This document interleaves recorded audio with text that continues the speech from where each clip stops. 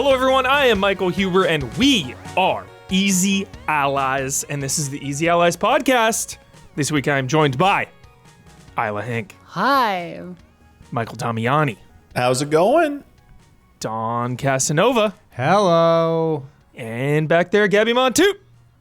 Nice. Friends, we're here to talk about what's new, what's news, and what we've been playing. Blood's in Poland. Blood is in Poland. The main topics we will be covering today: Assassin's Creed Shadows. Oh. The Division Heartland. Oh. I'm going to talk about a game I streamed last night that is an immediate 10 out of 10, Minishoot Adventures. Square Enix restructuring. That's you, Damiani. Get ready.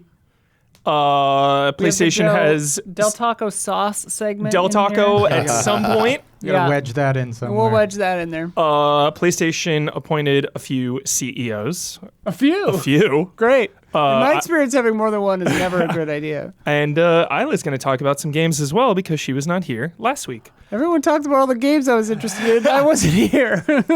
But first, we must answer for our mistakes. You got some corrections, dude? Don, cue corrections music, please. Oh, no. And the lights, too. We're back. We are back. Mom's out of town. Mom's out of town. We are back. Mommy and drunk uncle are in charge today. There were not a lot of corrections because no one knows to correct us anymore, unfortunately. The first one, Damiani was talking about Hades 2, and he said it was... I played a little. He said it was too similar to the first. It felt like more of the same. Multiple comments were saying you didn't play long enough and that it gets crazy and way different than the first. Really? Yep. Because I played like, Okay. for like an hour on the plane, yeah. and I was like, this is I the would same say, game. Yeah. Yeah, 4 hours, didn't feel very different after 4 hours. So. Yep. Which is good. More Yeah. of a good thing is still more of a good thing. Yeah. And then I was talking about a Kickstarter for a badass looking game that is actually about to fail its Kickstarter, unfortunately. I said Moon Shadow. It's a Moon Samurai. It has like 20 hours left and it needs to make like $35,000 more. It's not gonna happen. Doesn't sound Yeah. plausible, It but looked who knows? so good. So good. That's tricky with those Kickstarters too, because like sometimes the number they put, especially for like really big games. Yeah. It was like 75K was the goal. Yeah, which is like impossible. Like you can't make a game for that. That's what I was wondering. I was like, how on earth do you pull it off for that? Yeah. Like, unless it's like part of the game that Blood and Damiani were talking about the other day too, where it's like 100,000 or whatever goal is like. That's awesome if you have other funding sources. Yeah. Like, Yeah. Shenmue style. Yeah. Get that Sony publisher money. Yeah. All right, Don. End correction music when you get back in there. You waited Thank until I you came to fix a camera. very much. All right, what's the best way to start a podcast? Just kind of like a bunch of layoffs, probably. No, Oh. not on my watch. Oh, a shit. game announcement. Oh. Yes. Finally, we are here after so much waiting, so many leaks and rumors and whatnot. Officially titled Assassin's Creed Shadows will be the next mainline Assassin's Creed, the 14th mainline game. 14th. A lot of spin-offs and whatnot. It's coming out November 15th. It has a hard release date 2024? this year. Whoa. Not going to be on PS4. It Good. will be on PS5 and Series X and S, and they also have not mentioned PC yet as well. Have not mentioned. Yes. So, Assassin's Creed Shadows, let's get into it. They released this badass cinematic trailer. Gameplay will probably be at Japan. Summer Game Fest. Oh, we've been wanting this game for so long. It was the earliest days of this franchise. We were all begging for a feudal Japan setting. We are finally getting it. It is coming from my personal favorite studio at Ubisoft right now, Ubisoft Quebec. They did the Freedom Cry DLC. They did Assassin's Creed Syndicate, which this very much is going to be in the style of, I feel like, an Assassin's Creed Odyssey as well. Oh, okay. So now they're doing this one. There are 2 playable characters. Shit, yeah. We are Yasuke, an African samurai who is based on a real historical figure. I saw Gabby post this. Yeah. Yeah, and this is actually a first for the franchise, which made me like pause for a second because there's always historical figures in this franchise, but they're usually supporting characters. Now we play as one. Oh, Playing as a historical figure. that's cool. There's also Naoi, a female shinobi, and she is the daughter of Fujibayashi Nagato. And I looked this guy up. This guy is one of the most famous ninjas of all time. He was a leader of the Iga ninjas during the 16th century. Yo, he looks great. The main guy, the other main guy. Yeah, they look so awesome. This guy was like defending ninjas from Oda Nobunaga, and Nobunaga tried to like destroy all the shinobis. This guy's family took steps to ensure that ninja lore and techniques would not die out, and his descendant ended up compiling the Bonsen Shukai, which is the ninja encyclopedia. Oh, that's one of my favorite things about this. One of my favorite things about this franchise of all time is the historical, the historical setting. But what did you both or all think of just this trailer, if you've had the chance to watch it, and what are your thoughts on the new Assassin's Creed? I also have a bunch of gameplay details as well. This looks sick as shit to me. I'm curious about the gameplay details because we got a cinematic trailer here. Is this what you were saying you thought it's going to play more like Syndicate? So not quite like I didn't play that one, so it's not as extreme as like Odyssey, Valhalla, but not quite as traditional as like Mirage was just like. Okay, I think it's gonna thread that needle. It still is gonna retain some of the Origins, Odyssey, Valhalla vibes, but it's scaling that like RPG style stuff back, and it's trying to bridge the gap to a new style of Assassin's Creed. Okay, but still be familiar. From this, it looks like the woman might be more assassin style gameplay, and he's more like yes, dude, yeah, like the gameplay? big bat spiked bat thing, dude. I cannot wait for the game, like having those different weapons. Like I'm looking forward to having like different like weapon styles based on like the weapon you use in this game. Totally, dude. Damiani, each weapon actually has its own skill tree. Oh, good. So you can like level up specific styles of weapons for sure. Heck yes. Isla, you nailed it. She's a ninja, so she uses the sick like chain blade thing. She's cool. She's all about stealth. She can like assassinate people from the rafters, assassinate people through like the paper doors, Yeah, yes, that's gonna be so good. Yeah, and then he's more of a brute, so he can like smash through walls. I think there's gonna be like destructible environments. Craig style. Yeah, he can use a bunch of different weapons. You can. There are missions that are gonna be focused on one or the other characters where you have to be them. Oh, okay. But you can pretty much swap between them at any time. And they even said that like you can swap between them during objectives. So like you'll finish an objective and then like swap to another character, and like so you can like tackle the missions as both of them. That's cool. You probably just have to be like outside of combat, I would guess. Yeah. So you can't like cheese it or something. That's pretty awesome. You can knock enemies out to go for pacifist runs, so you don't have to kill everyone. Oh, that's cool. Which I think is really there cool. we go. Embracing that, yeah. And the time period is 1579. And they, I thought of Gabby, Is that obviously. pre-guns? I thought of Gabby, and I thought of Isla, of course, when they said that there will be Portuguese merchants. Thought of Shogun. Blackthorn. Immediately. Blackthorn. So it's 1579. It's going to be in Kyoto, Kobe, and Osaka. Shit. And the castles and the landmarks are going to act as dungeons. They said they're pretty big spaces to go through. Dude. Which I thought was really cool. Sophia's jazzed about this probably. That's something, I don't know if you read that too, Huber, but I thought I saw a headline today saying, or someone point out that I didn't know the source, so I don't know if this is true. You're so I'm the asking source. if you saw it. No, I'm not the source on this one. Like the big, like the quest stuff is going away, like the markers and stuff. Oh my God.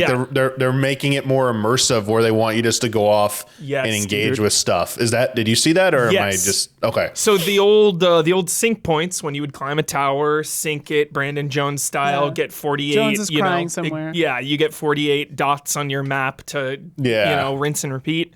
Now when you do that, it just shows you from that vantage point points of interest. Oh. So yeah, it encourages you to, climb some high ground, scout it out. Okay, I'm gonna go Nice. right there in front of me, not queue up the map, put Right, my right. waypoint, go, So it is like supposed to be more immersive.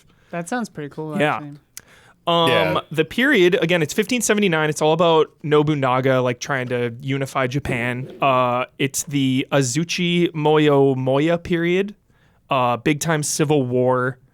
And yeah, samurais and ninja is the primary theme. And an Asian woman and a black man? How's the internet taking this one? I'm sure that the Weirdly, discourse obviously. is totally chill. Yeah, just insane humans being fucking just blatantly racist or Yeah, casually racist, whichever way you want to slice it. Oh my god. Yeah, just annoying. I mean, I can't. Yeah, get over it. What Yeah, the fuck? like grow up. Yeah, for real. Just grow up. For real. Yeah, because they look badass. They look sick as shit. And my hot Yeah. take that I don't even think is a hot take is that every protagonist in an Assassin's Creed game at worst is good. At absolute worst. And at best, they're fucking legendary, like Cassandra and the Fries sick as shit, and yeah. Kenway and of course Ezio. Like, come on. So good. So I'm so excited about these characters. And obviously they're going to be like some uneasy alliance. Oh, well, you in the know? trailer, they were passing notes to each other, and I'm like, Yeah. okay, this is When sick. they team up, dude, And it's going to be when sick. she sees him at first, she's like Yeah. afraid of him, and then they're like passing notes. I'm like, Yeah. okay, shit, this is gonna be Yeah. sick. Yeah. You can crawl now.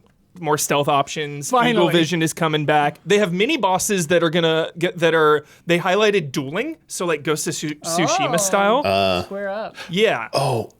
Do you think they'll do a lethal mode? I don't know. It's funny you say that, Damiani, because Would that from not work in the- an Assassin's Creed game with RPG systems? Would that be a Yeah. little too broken, maybe? maybe. Well, like a one-hit Yeah. kill thing? Yeah, or- yeah, Like- like that. IGN didn't get any hands on, but they got to see just a tiny bit of gameplay, and they're like, "Yo, it's not like Sekiro. It's still Assassin's Oh. Creed here." Right. Yeah, I think of So- Ghost of Tsushima. And Yeah. even, yeah, of course, Ghost of Tsushima. So, I mean, it's still probably going to look and feel like Assassin's Creed. There's more dismemberment this time around. They've updated their Anvil engine.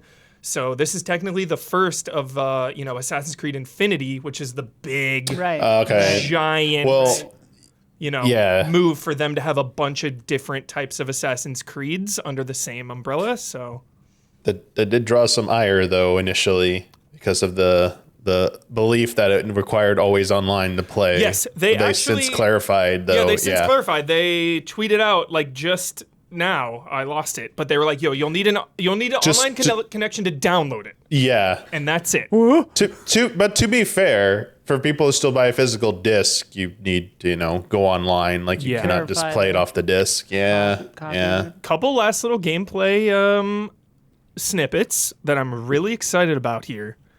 There are seasons in this game. Assassin's Yes. Creed takes place. Every game takes Cherry place over blossoms. many, many Let's years. go. Yeah. There's different seasons and that affects gameplay. So, like in the spring, the grass will grow, making it longer for you to hide in.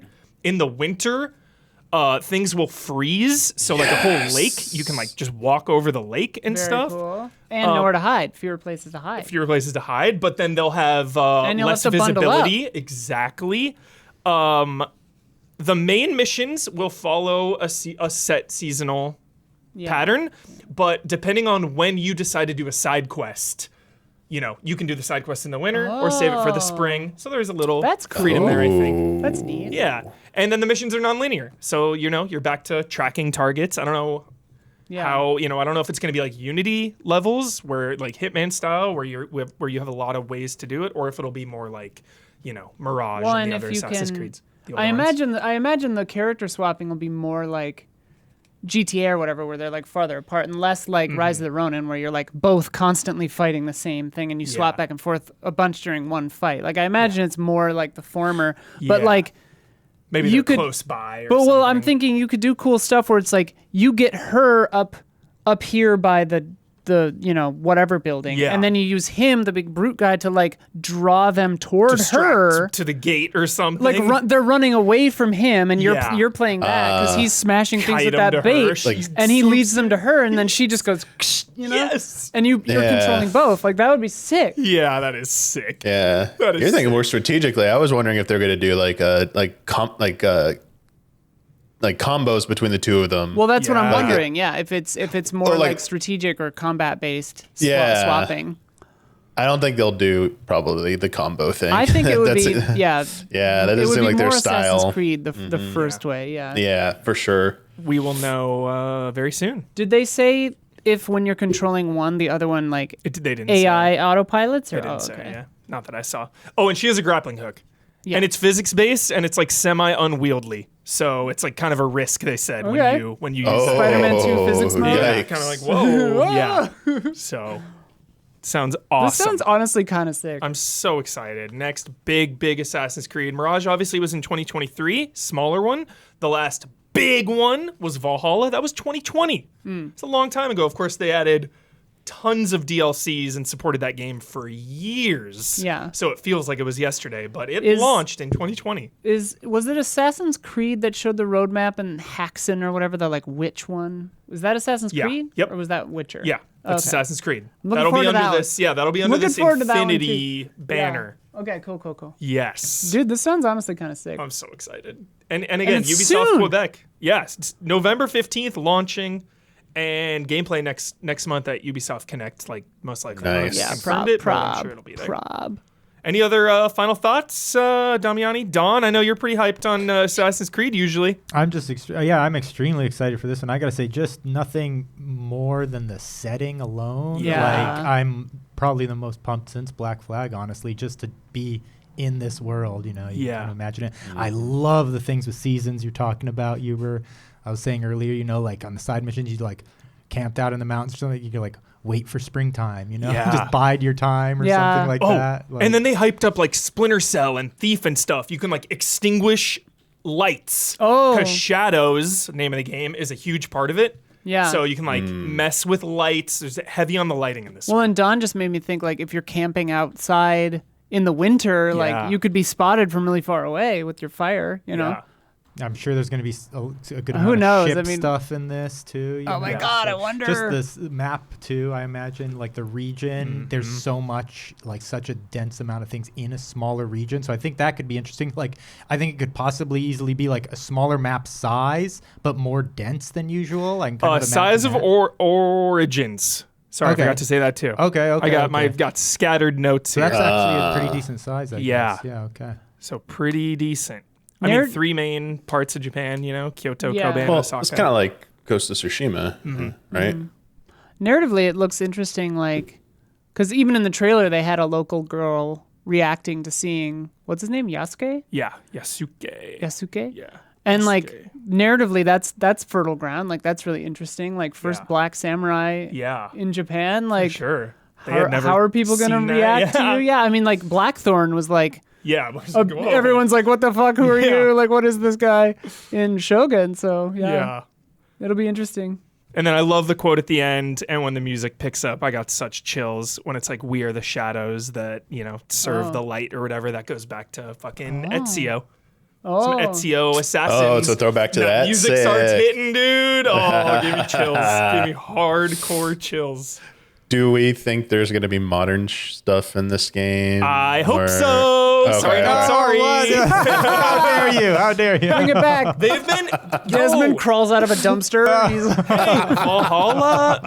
Mirage took a back seat to that, but Valhalla really Yeah, got had that it. stuff cooking again in Lots a of really encouraging way. So wasn't they were like hanging out at a cabin or some shit, like Yep. finding weird hidden. yeah. So I hope, but I know most don't. But whatever. I ain't again it. I just want them to do cool shit with it. Like Yeah. land the plane. Land the freaking fucking plane. plane. Land the plane. Yeah. The plane's been like spinning on fire since it Make me launched. be And like circling. John Wick. I don't think they've ever had a moment of smooth sailing with this plane. Yeah. have Like, they? isn't this plane out of fuel Yeah, yet? it's been circling without gas for 20 years. Yeah. Both engines are on fire. With the engines on fire, and all because the it's been crews circling. jumped out on a inflatable raft years and ago. a nice soft landing. Yep. All right.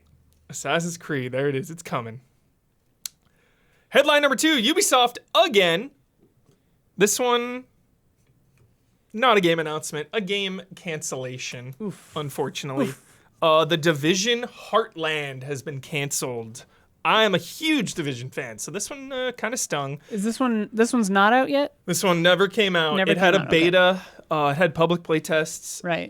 It was revealed during Ubisoft's earnings report. The company will move resources to, quote, bigger opportunities such as X Defiant, which comes out next week or something. I thought What? I thought this game was out. Also, And Rainbow Six. not to just like be a bitch, but that is such a bad name. I don't like the name. X Defiant, dude. What I the always fuck?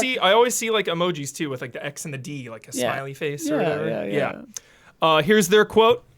After careful consideration, we have made the tough call to halt development on Tom Clancy's The Division Heartland effective immediately. Our priority now is to support the talented team members at our Red Storm Entertainment studio who will be transitioning to new projects within our company. Okay, good. I was like, did they including- fucking fire everybody? Yeah, including X Defiant and Rainbow Six. Okay, that's good at least. Yeah, this game was originally announced back in 2021, and then it recently received a rating in Taiwan. So everyone thought like, oh, it's finally coming. Just didn't happen. I think the main story here, and I would love all of your thoughts about just what's going on. Ubisoft has canceled a lot recently. Yeah. 3 unannounced games and Immortals Phoenix Rising 2 Yeah. were Yeah. all canceled last year. And the prior year, they canceled 4 other unannounced games. And the company said they were trying to make too many games at once. In the Yeah. last 18 months, they have reduced employee numbers by over 1,700. And they Which is so many. a big chunk. They employ roughly 19,000. Holy fuck. Yeah. Huge. What's that, like a little under 20%? And then lastly, Eves told the investors, Oh boy. quote, we're back on track for a profitable growth trajectory. There you go. He Pleasing those continued- shareholders. Here's where it makes me nervous. He continued, the company will pursue a strategy of returning to leadership in open world adventure games. I mean, they stay in their lane, that's cool. While expanding its games as a service offerings. Oh boy. Yay. I mean, Thoughts? yeah, I think they're just, this is what like a lot of other companies have been doing. I think they're just focusing on what they know works and playing it safe. It seems to be like what a lot of companies are doing. 0.8%. Also, their like recent data show that people want to play fewer games. Like they're playing older games. They're sticking with games longer because they like playing them, especially like service games, live service games. And so I think maybe Ubisoft just came to the conclusion that let's stick with what we know is working because we can't have too many of these. And I think they realized that like someone probably stopped, look at all the projects and said, this isn't going to work out, but also we can save so much money, which is, the unfortunate reality where they're trying to please their shareholders by reducing development costs and increasing the bottom line so they can achieve infinite growth.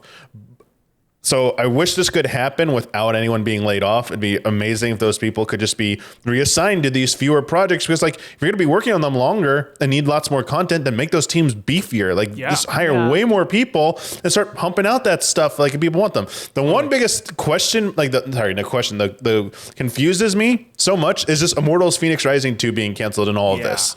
That one really like shocks me because I thought the first one was well received. I thought it sold well.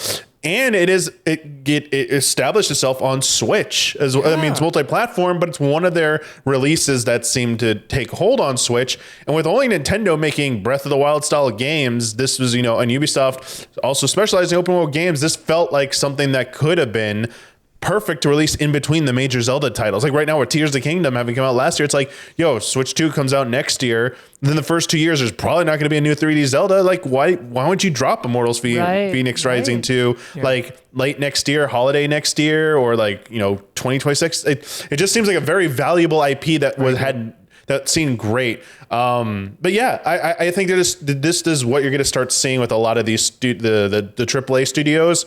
What are their best IPs? Keep doing what's working, and then only work on things within those franchises. And then when it comes to live service, be very careful about how many you have, because you can only support so many. And if you have one that's successful, like the Heartland was like, could have been, but like they already had so many kind of like similar tangential related types of games to that. It's like, was there really a place for that? How long even if it saw success, was it gonna be long-term? I think that's another thing they gotta look at real quick. Long-term success. It's like, you can't just have 1 month be hot for a month and then die off. Like that is a death sentence for these games, and a death sentence for those studios or the teams that work on them. Like, you can't be that short-sighted. Yeah, Damiani, you nailed it, because shockingly, Skull and Bones, they're like really happy about, because of retention. Yeah. Season 2 is coming, and they're like super. I thought it was like not doing that well, but Ubisoft came out and they were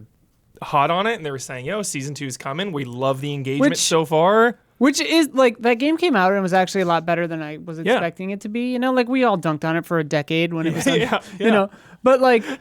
I'm honestly kind of surprised, because I would have assumed that the overheads would have been insurmountable on that kind of a development cycle, because like that thing was in the fucking works for like 8 years or something, like legitimately. Now like, it's just like the slow rise to breaking even and then profits.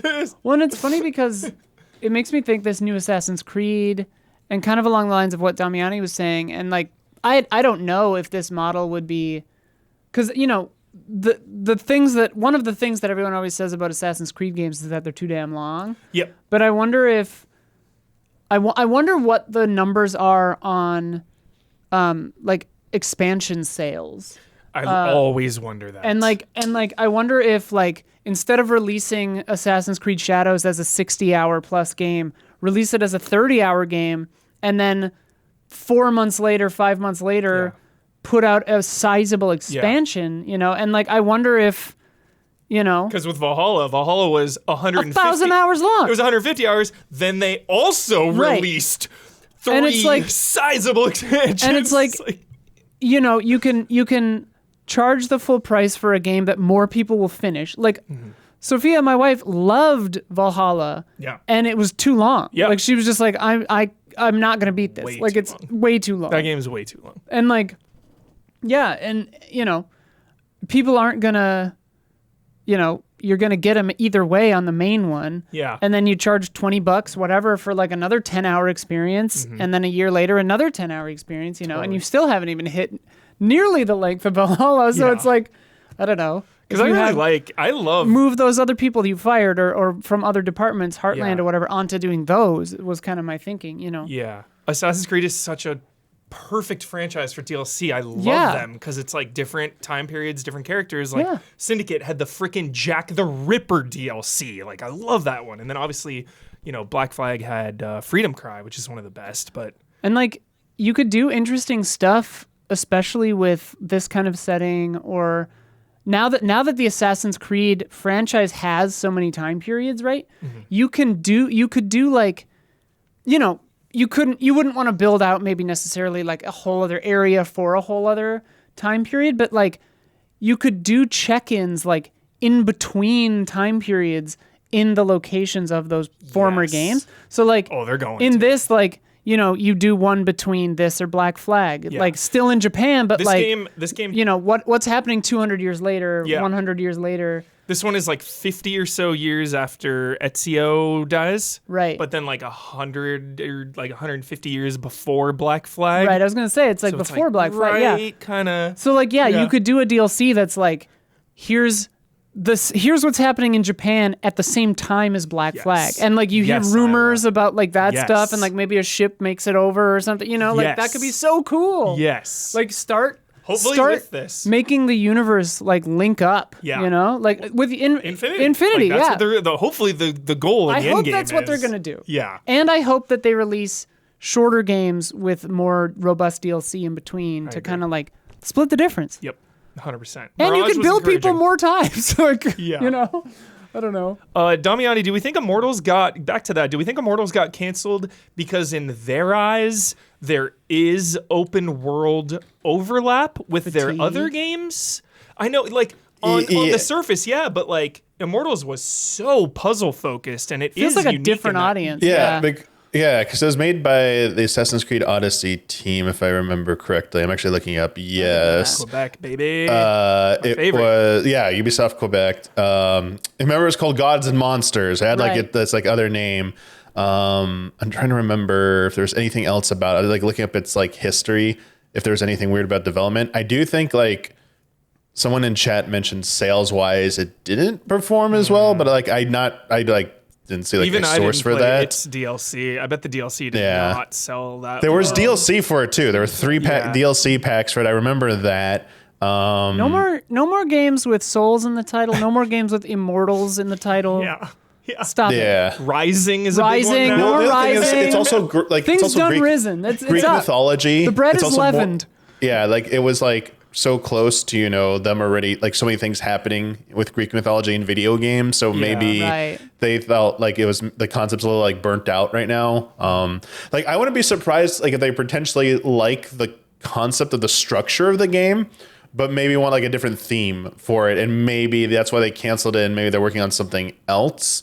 Who knows? Or it could be as simple as like another project came up that looked more promising than it. So That's always the like the other side to this kind of stuff is like we hear the press release of the cancellations, but we don't know if they're making room for other stuff or not. The only thing we also know is that releasing just this year will be Assassin's Creed Shadows, Rainbow Six Mobile, Star Wars Outlaws, Oh, yeah, baby. shit. That's There, also that's a big Outlaws. one. between that That's gonna and be Assassin's huge. Creed Shadows. That's huge. That's probably Also, a good year. There's also another division coming, Resurgence. That's the mobile one, and then X Defiant is like right around the corner somehow. And then Which like could hit like Yeah.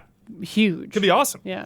They're also narrowing their focus on internal game engines to just 2, Anvil and Snowdrop, and they are aggressively pursuing generative AI tech. Thank God, you know.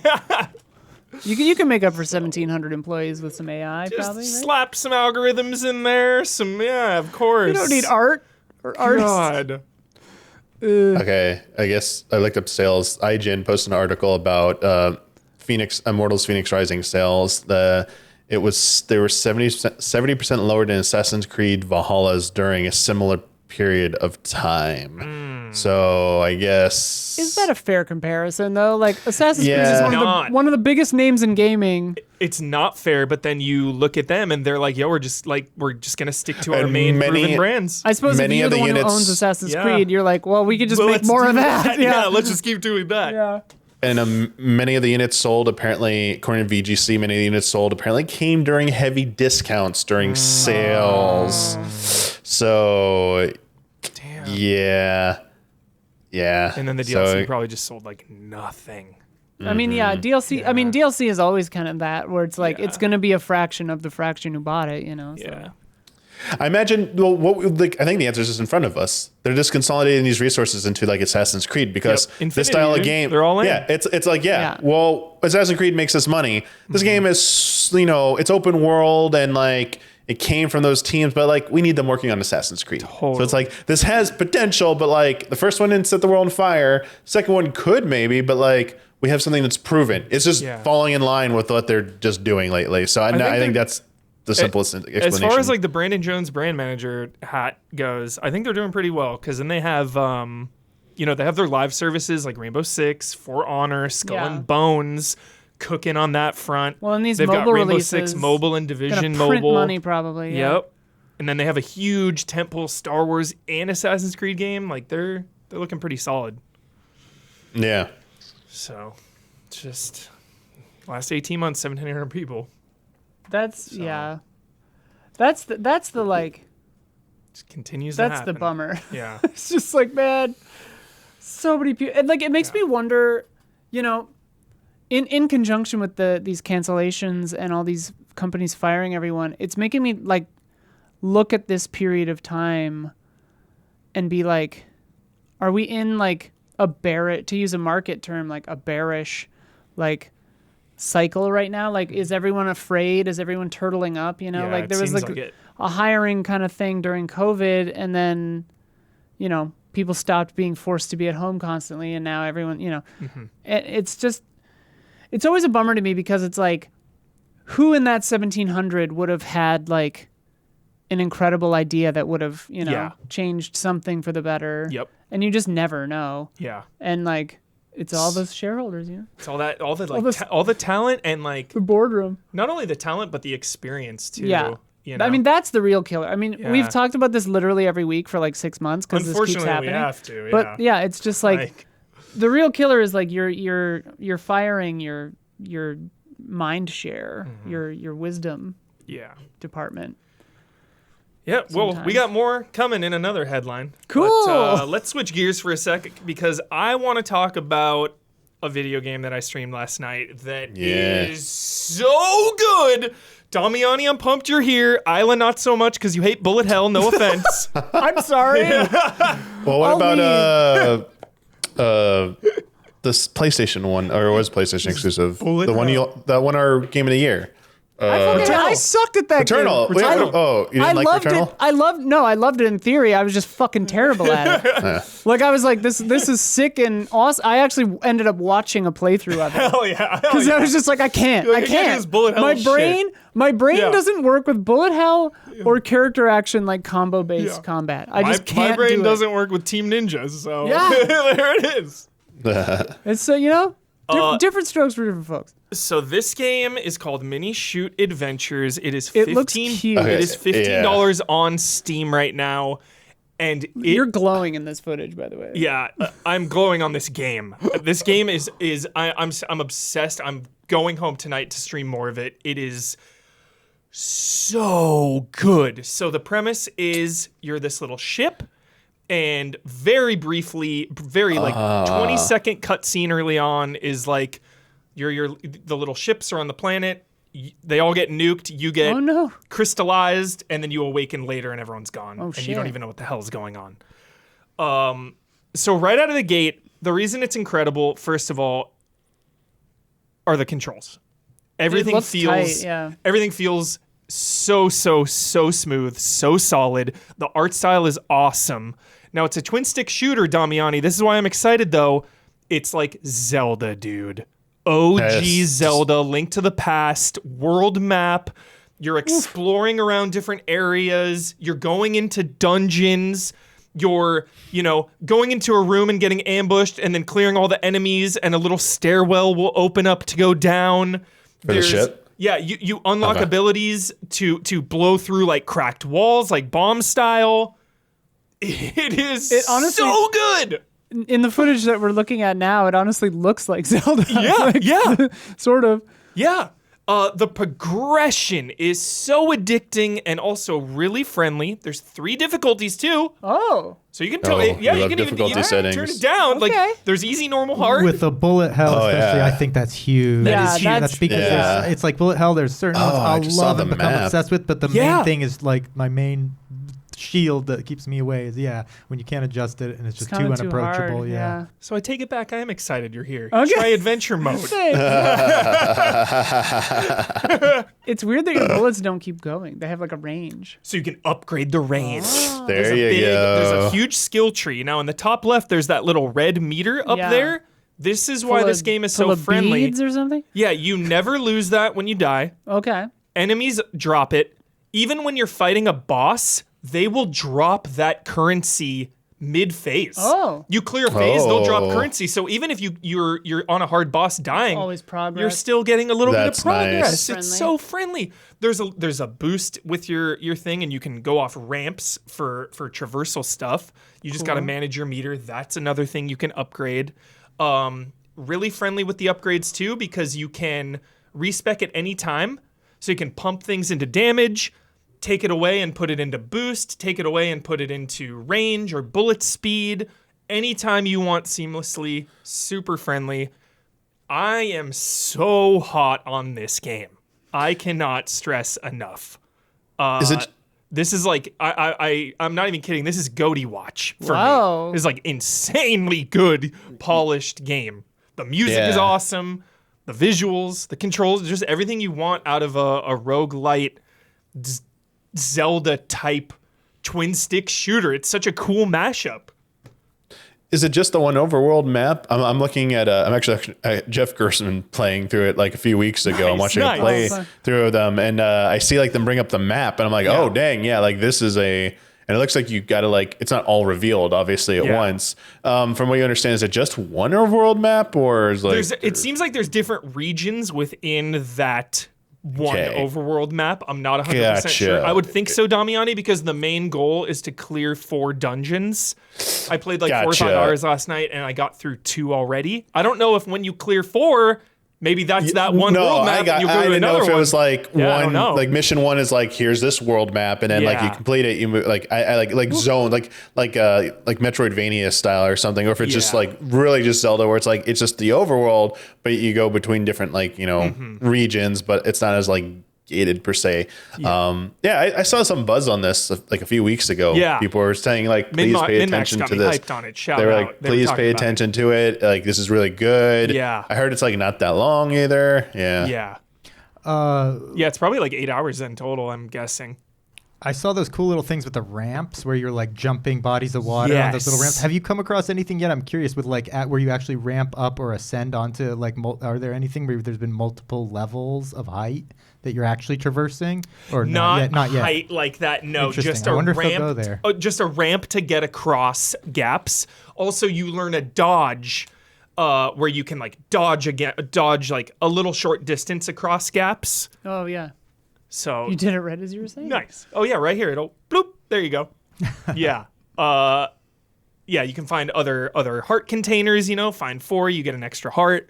There's invisible little hidden areas. If you go up against a wall, you'll go through and discover a new area. Finding like battery pieces to upgrade your boost. It is just so fun, and I highly recommend. $15. $15 on Steam. Very fair. Hopefully we get a console release date. This seems very Switch ready to take this thing on the go. Like Steam Deck City here. Oh, yeah. Highly recommend this video game. 10 out of 10 from me. I don't think that'll change. Cool bosses too. So. Love it. You gonna play Damiani? It's got Zelda vibes. I'll probably check it out. Yeah. Oh, there's also some other main currency, these like red shard, not those little red shards, but like big red gems. You can trade those in for different rewards, like things will, give you more bullet spread. Mommy loves currency. Yeah, so really good economy. I love that. So this looks so fun. It's incredible. so fun. It's so good. I'm so I cannot wait to go home and play more tonight on stream. That's always the best feeling. Yes. When you're just like, God, I want to. I know. That's all I think about. Yeah. So really good. All right, to switch gears again, to be depressed. Headline number 4. Damiani.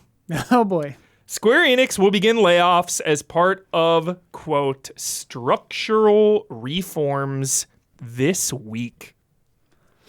It's so terrifying to just hear about it ahead of time. I know. It's like, hey, we're going to lay off a bunch of people, but Yeah. keep doing a good job, please. Yeah. It's like I just have a few quick crazy. notes, panel, and I'll let you get into it. Set to lay off an unspecified number, too. That's nightmare fuel. Yeah. Of employees across its U.S. and European offices. Square Enix president Takashi Kiryu, shout out, delivered the news in a company-wide meeting. The layoffs were suspected following the latest financial earnings report, which includes that 3-year company reboot plan with the aggressive multi-platform release strategy we talked about a little bit. Exactly what Damian has been screaming. The layoffs are unknown, but it will most likely affect those in publishing, IT, and Square Enix collective indie games division. Yeah. UK employees laid off will enter a 1-month consultancy period in accordance with local UK law. while affected U.S. staff could be out of their jobs potentially before the end of the month. Yeah. That's all I got. And not great news. It was like another monkey's paw moment stops. where everyone's been screaming for Square Enix to please embrace multi-platform with its biggest, titles and IPs.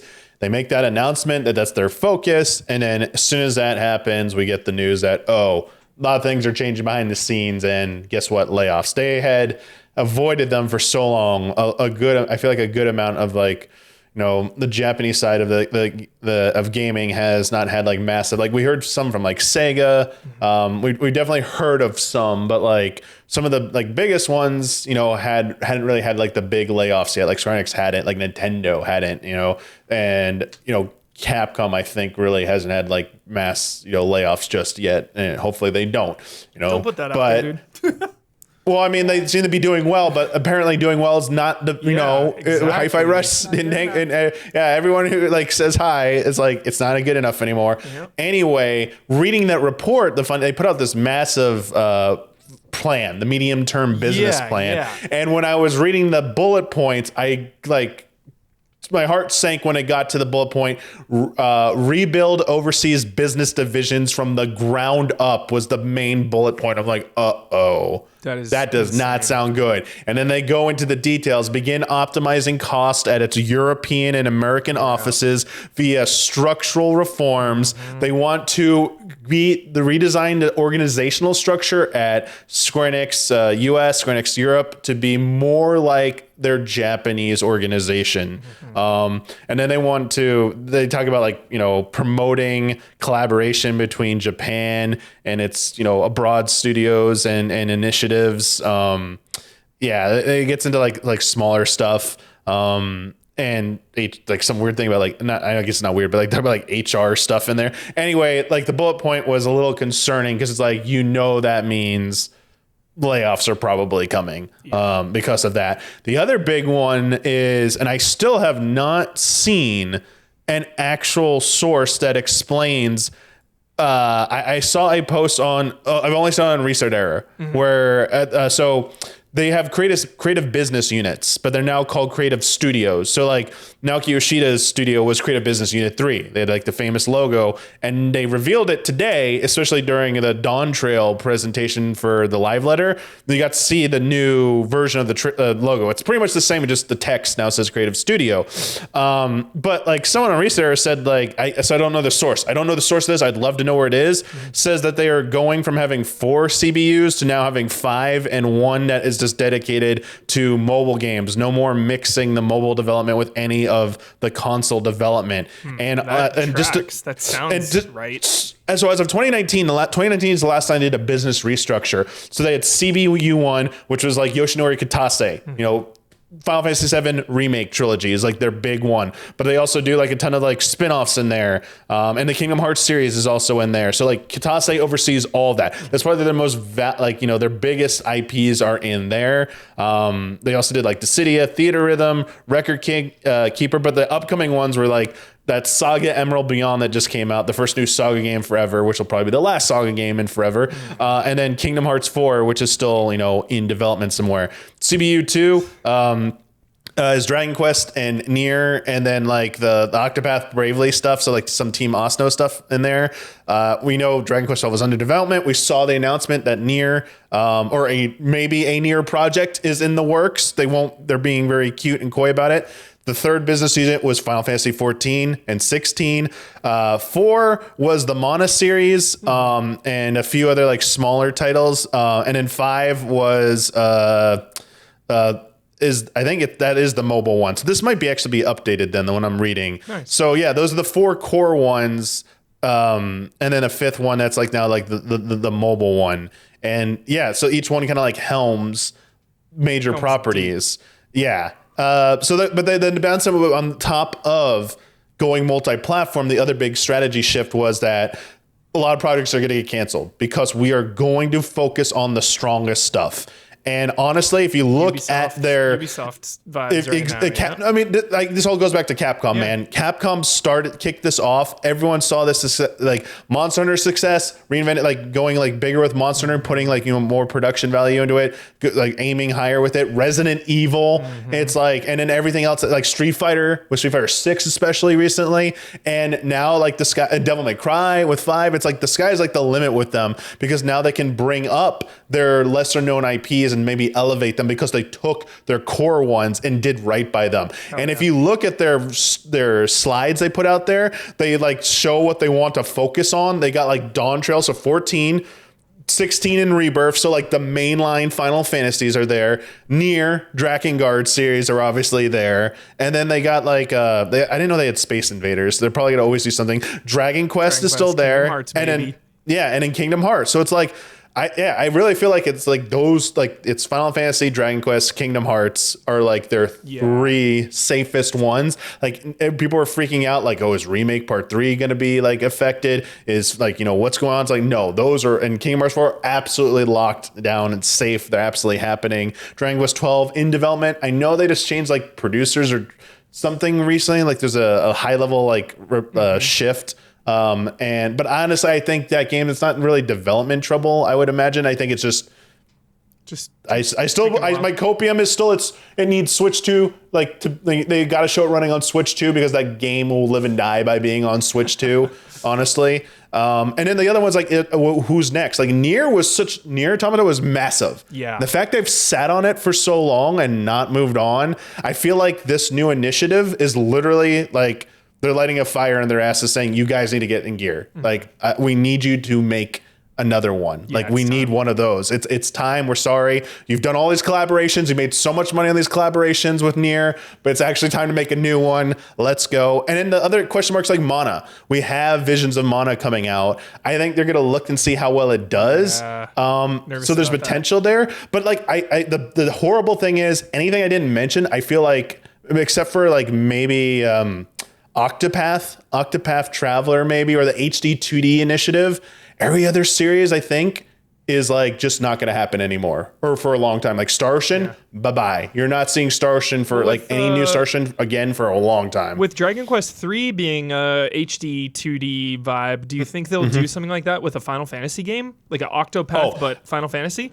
I fully, they finished Pixel remasters. Those are out there. Yeah. I fully expect because of this, like, I think they're going to leverage their most powerful stuff. Yeah. That is something they could do. Final Fantasy 1 through 6 done 2D HD. That's something obviously can do. I think Remake Trilogy, when it's done, the next real remake that's happening is Final Fantasy X. For sure. Like Final Fantasy X is absolutely getting a remake at this point because of this. It's like, it's one of their best selling, entries in the series. It's still very beloved, just like Final Fantasy VII. And even with the remake trilogy, maybe not selling as well as they had hoped right now.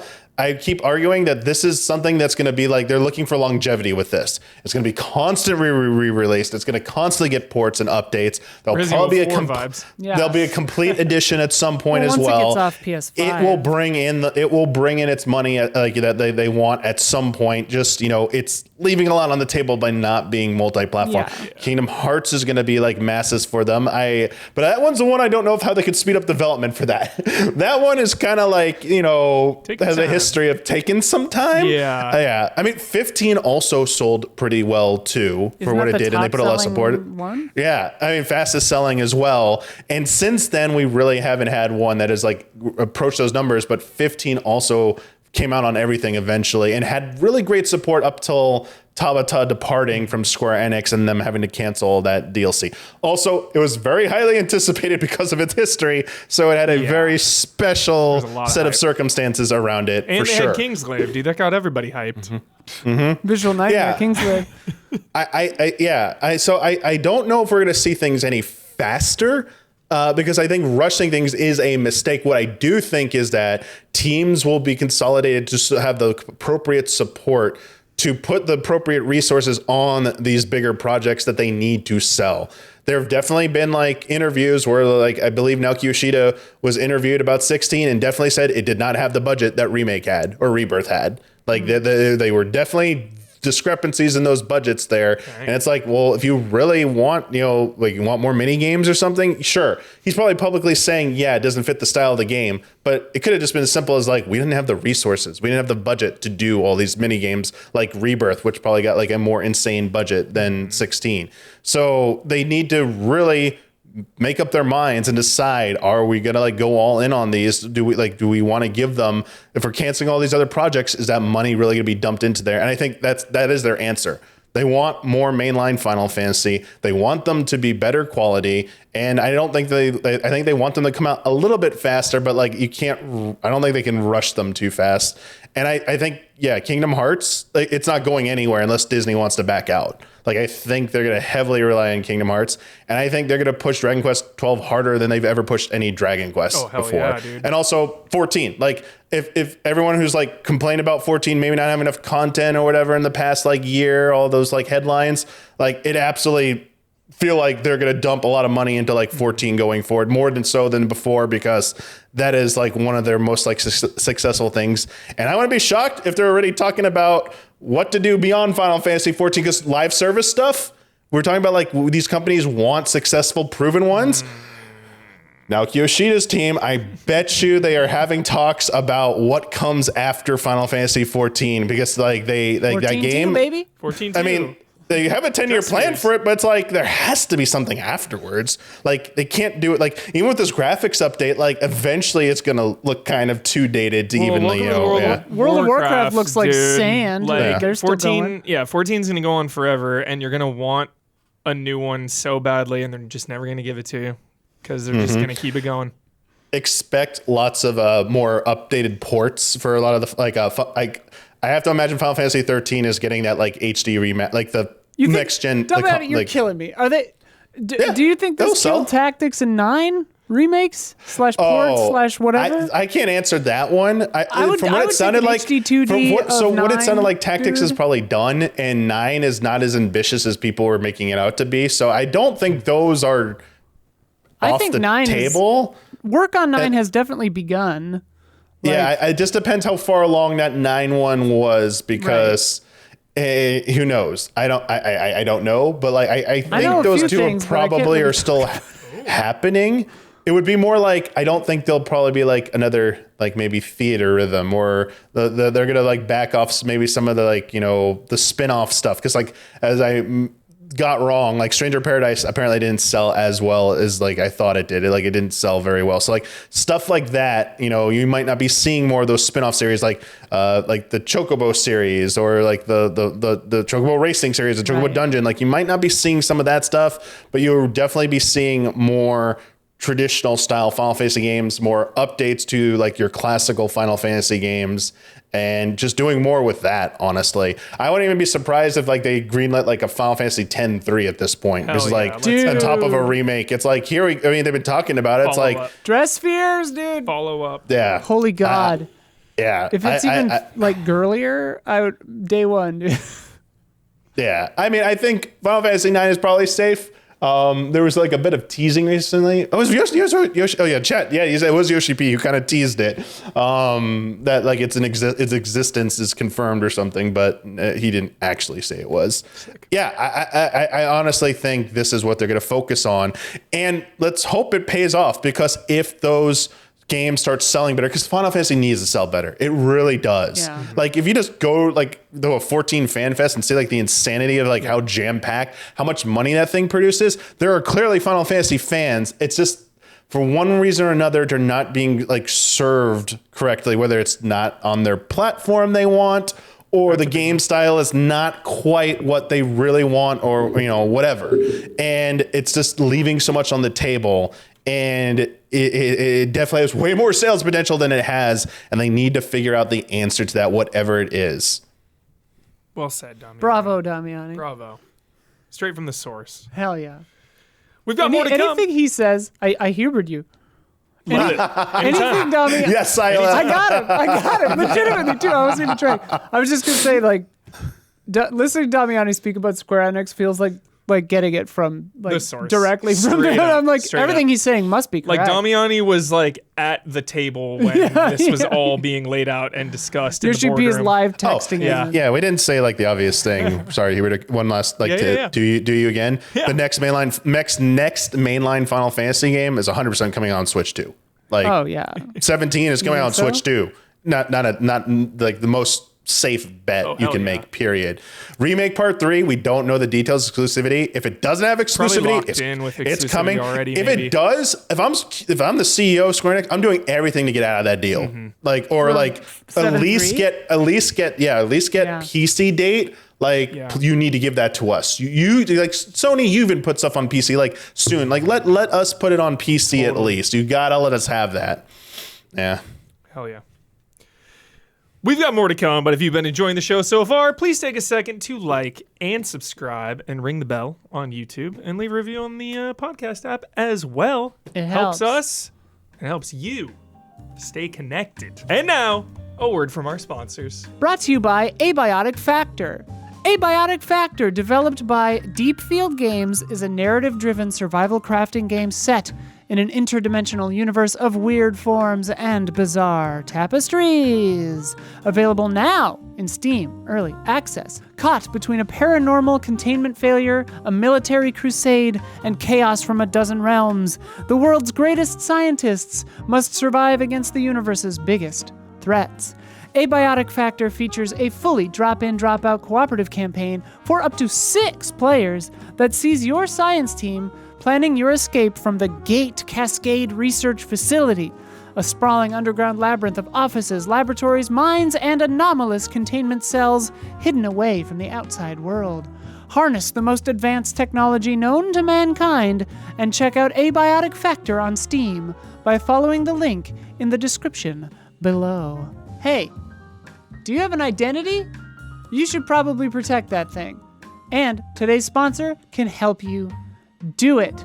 Data breaches are a big problem, and every year they're getting worse worldwide. According to a 2022 annual data breach report by the Identity Theft Resource Center, the number of victims has gone up nearly 41.5% from 2021. Data brokers aggregate your personal information like your names and aliases, social security numbers, login credentials, home address, IP address, location history, gender, your kids' info, your online activity, employment history, financial information, shopping habits, and much more. Everything about you is out there. All of this is available for purchase by businesses and ne'er-do-wells for pennies on the dollar already. It's out there. It's happened. And the US has another big old problem. People search sites. Your info is just sitting on these sites for everybody to see. In a nutshell, your personal information is being sold and published online without you even knowing about it. It's happening already. It's happening. The good news is that you have the right to protect your privacy and request that data brokers delete the information they hold about you. The bad news is that would take years to do it manually, just once. And here's where Incogni comes in. Incogni reaches out to data brokers on your behalf, requests your data be removed, and deals with any objections they might have. They even repeat the process over and over so that sites that add your data back can take it off again and keep it off.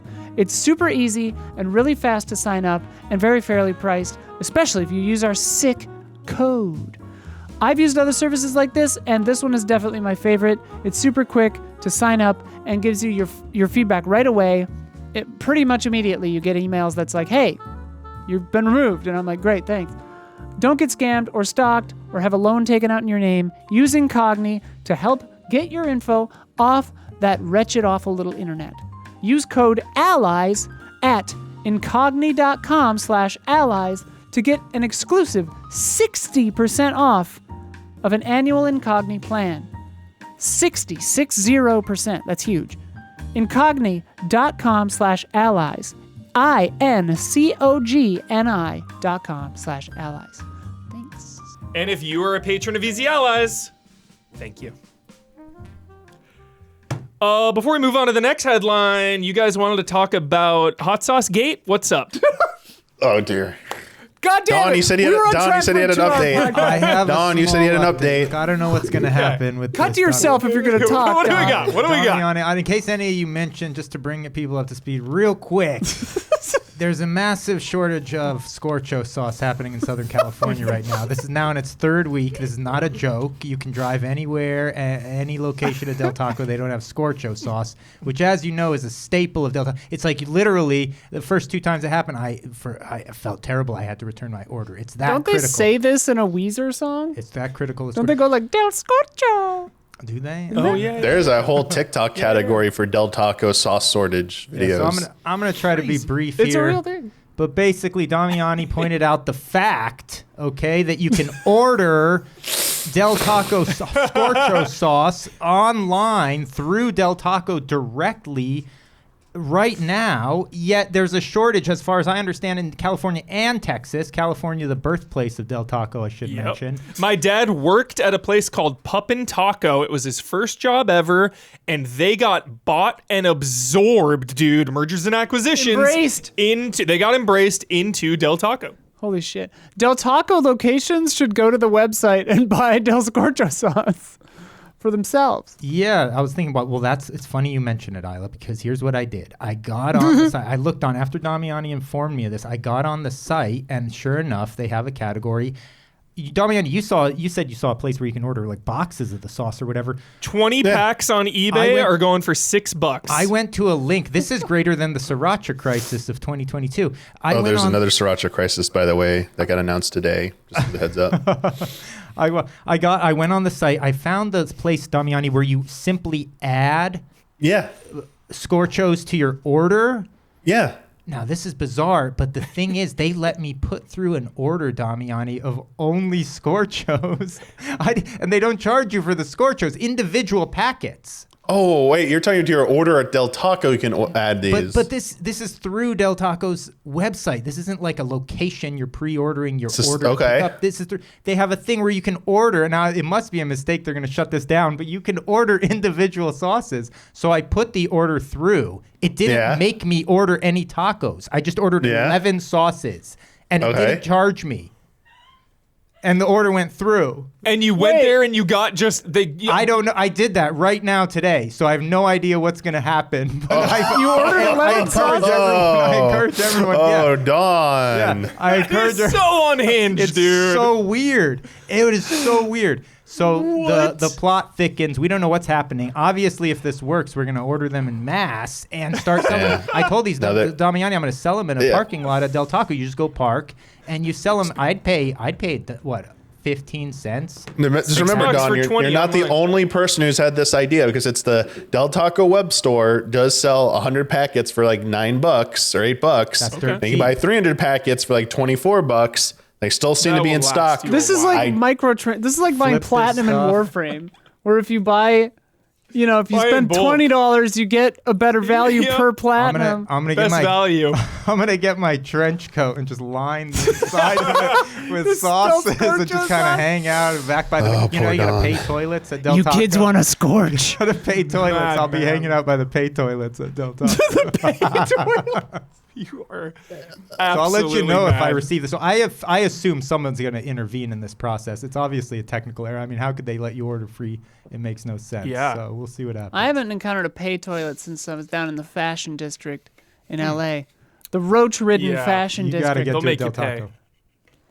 Crazy. All right. That's Hot Sauce Gate. Thank you. Next up, our last big headline is Herman Holst and Hideki Nishino named dual PlayStation CEOs, dual-wielding CEOs, following Jim Ryan's departure. Wow.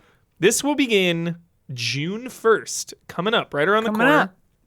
up. The CFO, Hiroki Totoki, has been interim CEO since March, and he will serve as chairman of SIE in addition to returning to his role as COO and CFO of Sony Group Corporation. Hiroki Both Totoki. Nishino and Holst will report to Totoki. So Totoki is The Uber CEO. the big boss, the Don. Holst specifically has been appointed CEO of SIE's Studio Business Group, while Nishino has been appointed CEO of SIE's Platform Business Group. Sony got a quote from him. Sony Interactive Entertainment is a dynamic and growing business that delivers incredible entertainment experiences. Boilerplate, boilerplate, boilerplate. These two leaders will have clear responsibilities and will manage strategic direction to ensure the focus remains on deepening engagement. They love their engagement and retention. Got to deepen that engagement. All you need with existing PlayStation users and expanding experiences to new audiences. Oh. Yes. I love press releases that are just like Boilerplate. nothing. Yeah. We need to manage and expand our experiences to engage the user base in new user base regions. Yeah. Insane. Quick background before I'll get the panel's thoughts. Nishino was the senior vice president of PlayStation's Platform Experience Group, and he was responsible for developing the experiences and technology with PlayStation products and services, including PS5, VR2, and the PlayStation Network. Holst was vice president and PlayStation Studios head, responsible for developing content across many devices, including PlayStation consoles and PC. So he doesn't have any experience. So he's just more has like content software experience, game yeah. style, and then the other guy is more like hardware and that. PSVR 2 is working out real well. Yeah. I haven't really heard much about PSVR 2. Yeah. The PSN. Yeah. That's my point. Lastly, Totoki said in a separate blog post that later this month, players will, quote, learn more about the long-term vision for Sony Group and the essential role SIE plays in that vision, hinting that the company might have some kind of event happening in May, perhaps. He adds June. that fiscal year 2024 marks the start of the mid-range plan period for Sony Group, in which we will set the course for sustainable growth. Okay. Sustainable growth awaits. Every buzzword was hit. Every Buzzword was hit. It definitely, My shoe flew off. I mean, we've been talking about this for years. It reminds me of what we just talked about with Square Enix, reshuffling, reorganizing, and focusing on, just charting a course for the next bunch of years. Any thoughts, anyone? I do wonder if they're gonna split it in two or something. I don't know. It's interesting that what one man was once doing is now two men. Yeah. And then they report to yeah. So it's like the three-headed Cerberus here. The real question is each of them getting paid what Jim Ryan was getting paid? Oh, yeah. It's just like double. Or They're gonna have to splitting fire it? 20,000 people. Jim Ryan seems like a Pay for these stiff guys. negotiator and was probably being exorbitantly overpaid. I mean, Like next level overpaid Jim Ryan. there's that one CEO that gets paid the same as everyone else, and Yeah. his employees bought him a car or whatever. Every other CEO is probably overpaid. True. True. Probably. Yeah. No one is a monolith, but CEOs Yeah. seems like a shitty group. Yeah. Generally. Jim Ryan, no personal offense. I won't miss Jim Ryan. I mean, he was such a suit on on the outside looking in. I rarely follow the bean counters and the number crunchers and what they're up to. It is interesting in the gaming sphere, and I don't know in other enthusiast press or whatever if the CEOs of these companies are afforded a similar kind of celebrity status. To me, it's funny that we know about these guys at all. That I know what Jim Ryan looks like. That I Yeah. know what Phil looks You're like. so right. That I can just say Phil and you know who I'm talking about. Yeah. That's kind of weird. It is kind of weird. You know? And especially video games because they're so secretive all Yeah. the time. But then their CEOs are on the front lines. Right. Like Reggie is walking Yeah. out there and it's I'm the CEO. I've got nothing to do with any of this, but Yeah. here I am, and it's okay. There's always a disconnect for me because No shade. It's just kind of funny to me. yeah. There's a disconnect for me with the CEOs and stuff proper because when I think of something like Naughty Dog, Yeah. I think of Well, I don't think of Sony. there's a CEOs creative going director down. and there's a CEO. Yeah. Yeah. So I think of each studio as kind of their own thing, even though they're under the umbrella. Yeah. So. CEOs are generally, in my experience, the enemy of creative thought. Great quote. That's a quote that people should be reading in 300 years from Isla Hank. Write that one down. CEOs are the enemy of creative thought. That sounds like some Orwell shit, dude. Yeah. Snowball. What happened to Snowball, dude? Any thoughts on this, Damiani, or just more boilerplate CEO jargon? No, I think it's probably good that Holst, because he comes from like the actual like game development background with Guerrilla and Killzone, Horizon. Because another really famous CEO of a major video game company, Nintendo, was Iwata, and he did come from a game development, and you did see a shift. Every time I see that guy talk, I'm hyped. This is one of the. I feel like a lot of consumers who are enthusiasts generally tend to have a positive bias towards a CEO or an executive who comes from a game development background because they understand the games. It's not just about a bottom line. It's not just about business decisions. And so we've seen that play out in the way that we've expected in good ways. With Iwata, it mostly played out very great because we got some of like the greatest games leading up to like the Switch's release. Mm-hmm. Obviously, there were some misfires in there, but generally, when it came to software, they were during his time as CEO, they were pretty much firing on all cylinders there and had like really great stuff come out. But like hardware is a whole different beast, and I think with this one also having someone who has hardware as well, it's like really kind of got like that 1-2 there. Yeah, it's like you have the software, you have the hardware, side of the brains there, and like they are doing like the kind of like the code decision making. And I think that Totoki is like kind of bridging them all together.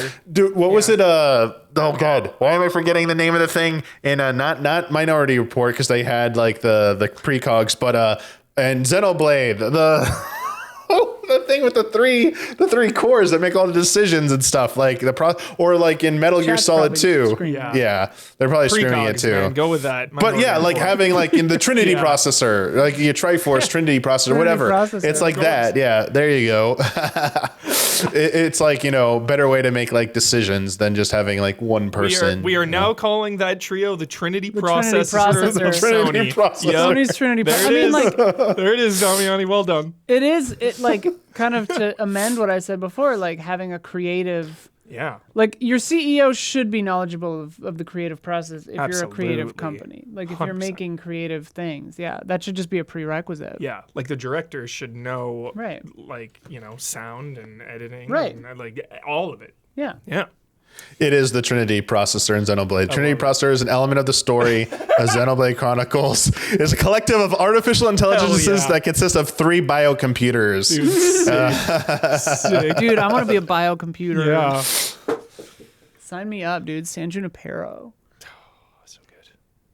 Next up, last bit here. Isla's Corner. No. Isla was gone for a bit, and we talked about some badass games. Isla wanted to get. I actually wanted Isla to get her 2 cents in on these games because I missed you with the Crow Country discussion. Yeah, I want to know. I'm curious what you thought of Crow Country. Loved it. Okay, cool. Because I was like, I haven't beaten it yet. I'm probably like, I don't know, 60, 70% of the way. I heard it was kind of short, so I'm probably farther than I thought I was. But like, I was loving it. So good. I saw IGN was like, or somebody was like, it wears its nostalgia on its sleeve, but it doesn't like quite get there, And I'm just like, I don't know. I thought it was cute. I brought up I like it. I brought up last week Signalis because that was so critically adored, and you hated it. And like I wasn't too huge on it. But you hated it, and by extension, lesbians. That's what I heard. I definitely did not hate Signalis. I liked it. I just didn't love it. Oh, okay.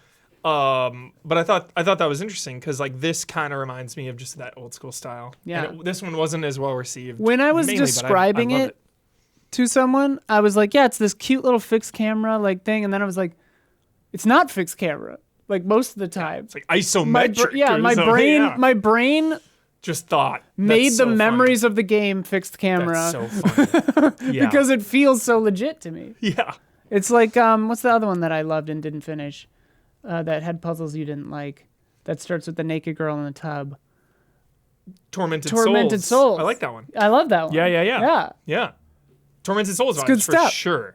Fucking A. Yeah. Crow Country is sick. Crow Country is really sick. Please finish it. Get back there. Oh no, I intend to. I intend to. Good. Yeah, I just wanted to like run through the games I was playing that I was like playing for work, and then I had to go to a funeral, so didn't get to talk about. But Also, just real quick, I started Taiji, which is really, I think it's called Taiji. It's from 2023, I think. It's a puzzle game. It's like top-down Witness. Skip. It was really cool. I like it. Okay. Sounds insane. Top-down Witness. Anyway, Animal Well, I beat that while I was... Animal Well. Well, beat that. Yeah, quote unquote beat that. Bloodworth's favorite game of all time. This was like last week was all like, where's Isla to discuss this? I know. And like I have two games that Bloodworth has talked about for 7 cumulative hours on this podcast. Yeah. That I just wanted to briefly be like, I like them.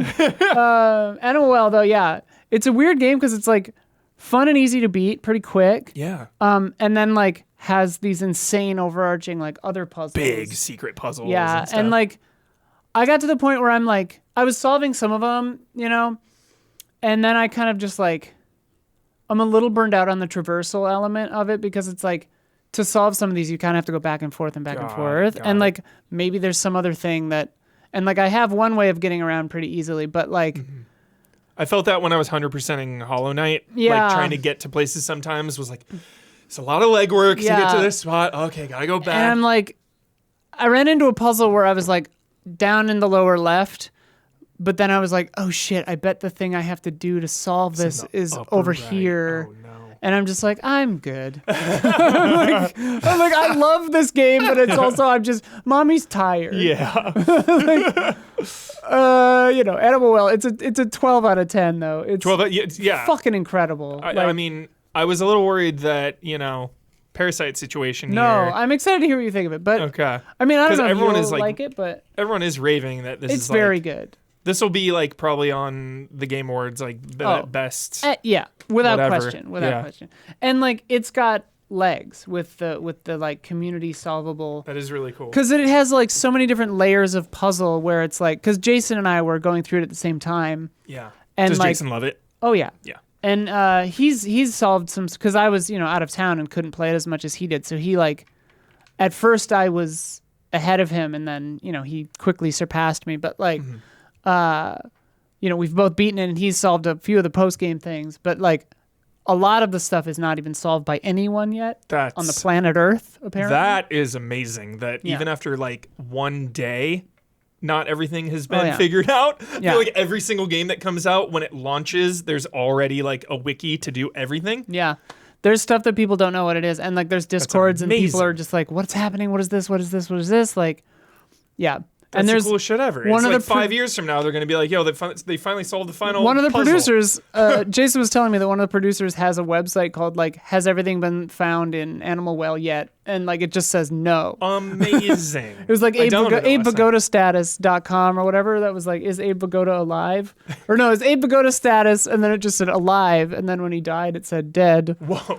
Yeah, pretty intense. But yeah, Animal Well, pretty sick. Animal Along those lines, Lorelei and the Laser Eyes. Yeah. I was playing that too, and apparently comes out today. Yeah, which is so hyped. This game is cool as shit. So hyped. It's tough. Like so I haven't had a chance to keep going because I was playing a good amount of it. Well, I played it for like an hour and a half because I started at like midnight, and then I had to fly out.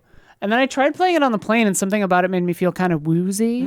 So I was like, okay, I guess because the background is kind of always shifting, and maybe that was what it was. Yeah. But yeah, this game is really cool. It just oozes style, and the puzzles are so cool, and I'm really looking forward to keeping trucking on it. Is there combat in that game? Not so far. It's just walking around and like talking to people. Shit. No. You're like inside a fucking like French New Wave film. You're just like dicking around, like looking at books and shit. Fucking like, Alphaville or something. Do you like reading, Huber? Yeah. Because like there's like documents. Love the documents. Dude, documents. Like remedy levels. Oh my god! Documents. Except for every document is a puzzle. No.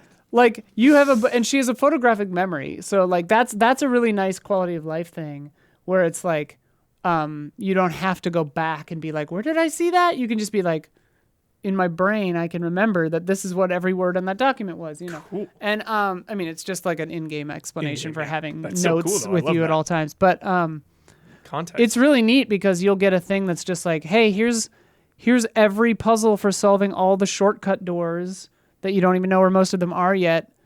and like some of them are like ciphers and some of them are weird other stuff. Goddamn you, Cypher! Goddamn you, Cypher! Like it or not, you son of a bitch, you're still gonna burn. Anyway, not like this. You got us going now. Yeah, and you'll have to find documents to explain the other documents. And like, crazy. There's like, I'm trying to figure out the like release dates of these fictional films so I can do like math on posters, like to open a door and shit. And it's just like, this is a very cool game. This is a puzzle game, Isla, that I am going into with clear eyes, full heart. Let's go. Can't lose. This is a very interesting like month for companies following up games that are like polar opposites of what they get. Like Crow Country's.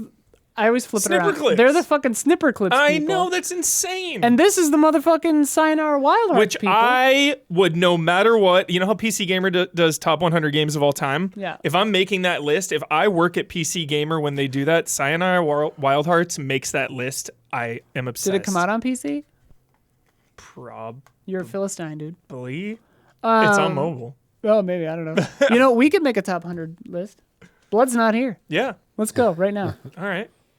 Number 100 100? is Thief, number 1. Sure, all right.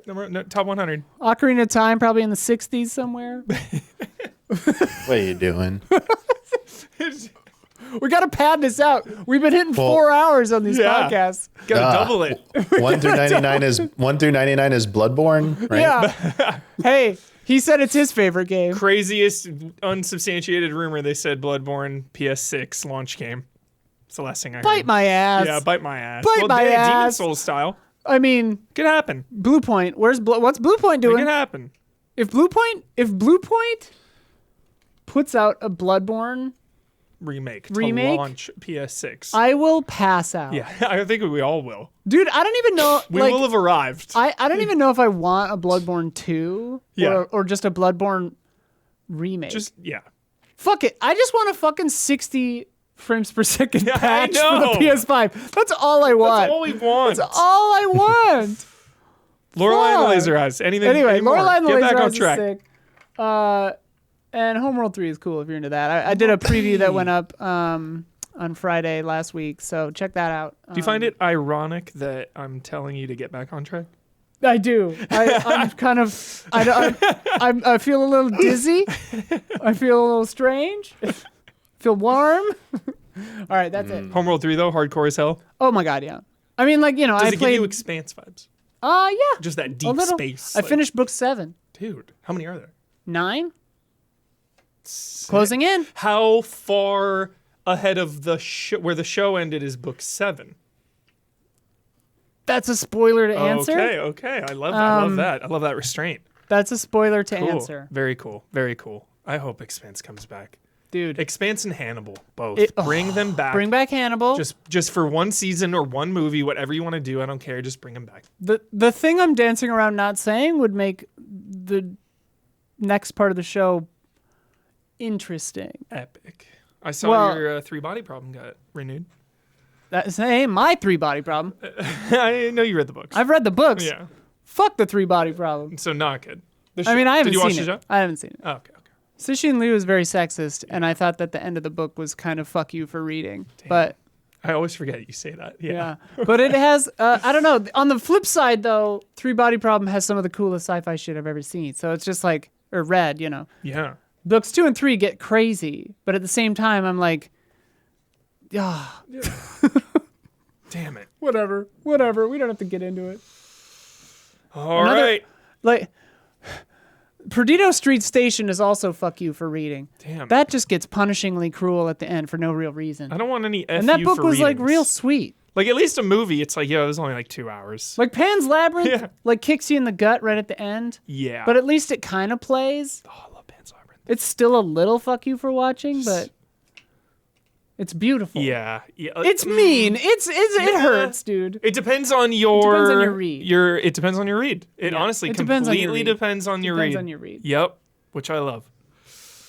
I think Guillermo's an optimist, so I think like it's to read it that way. Probably not just a release of brain chemicals Yeah. before death. Yeah. All right. Also this week, Helldivers 2 is PlayStation's fastest selling game ever, Whoa. crossing 12 million copies in 12 weeks. That's $1 million a week. That is insane. That beat the previous record of God of War Ragnarok. Probably had a fucking $300 million budget for that game, which sold 11 million copies in 10 weeks. So it's kind of a little...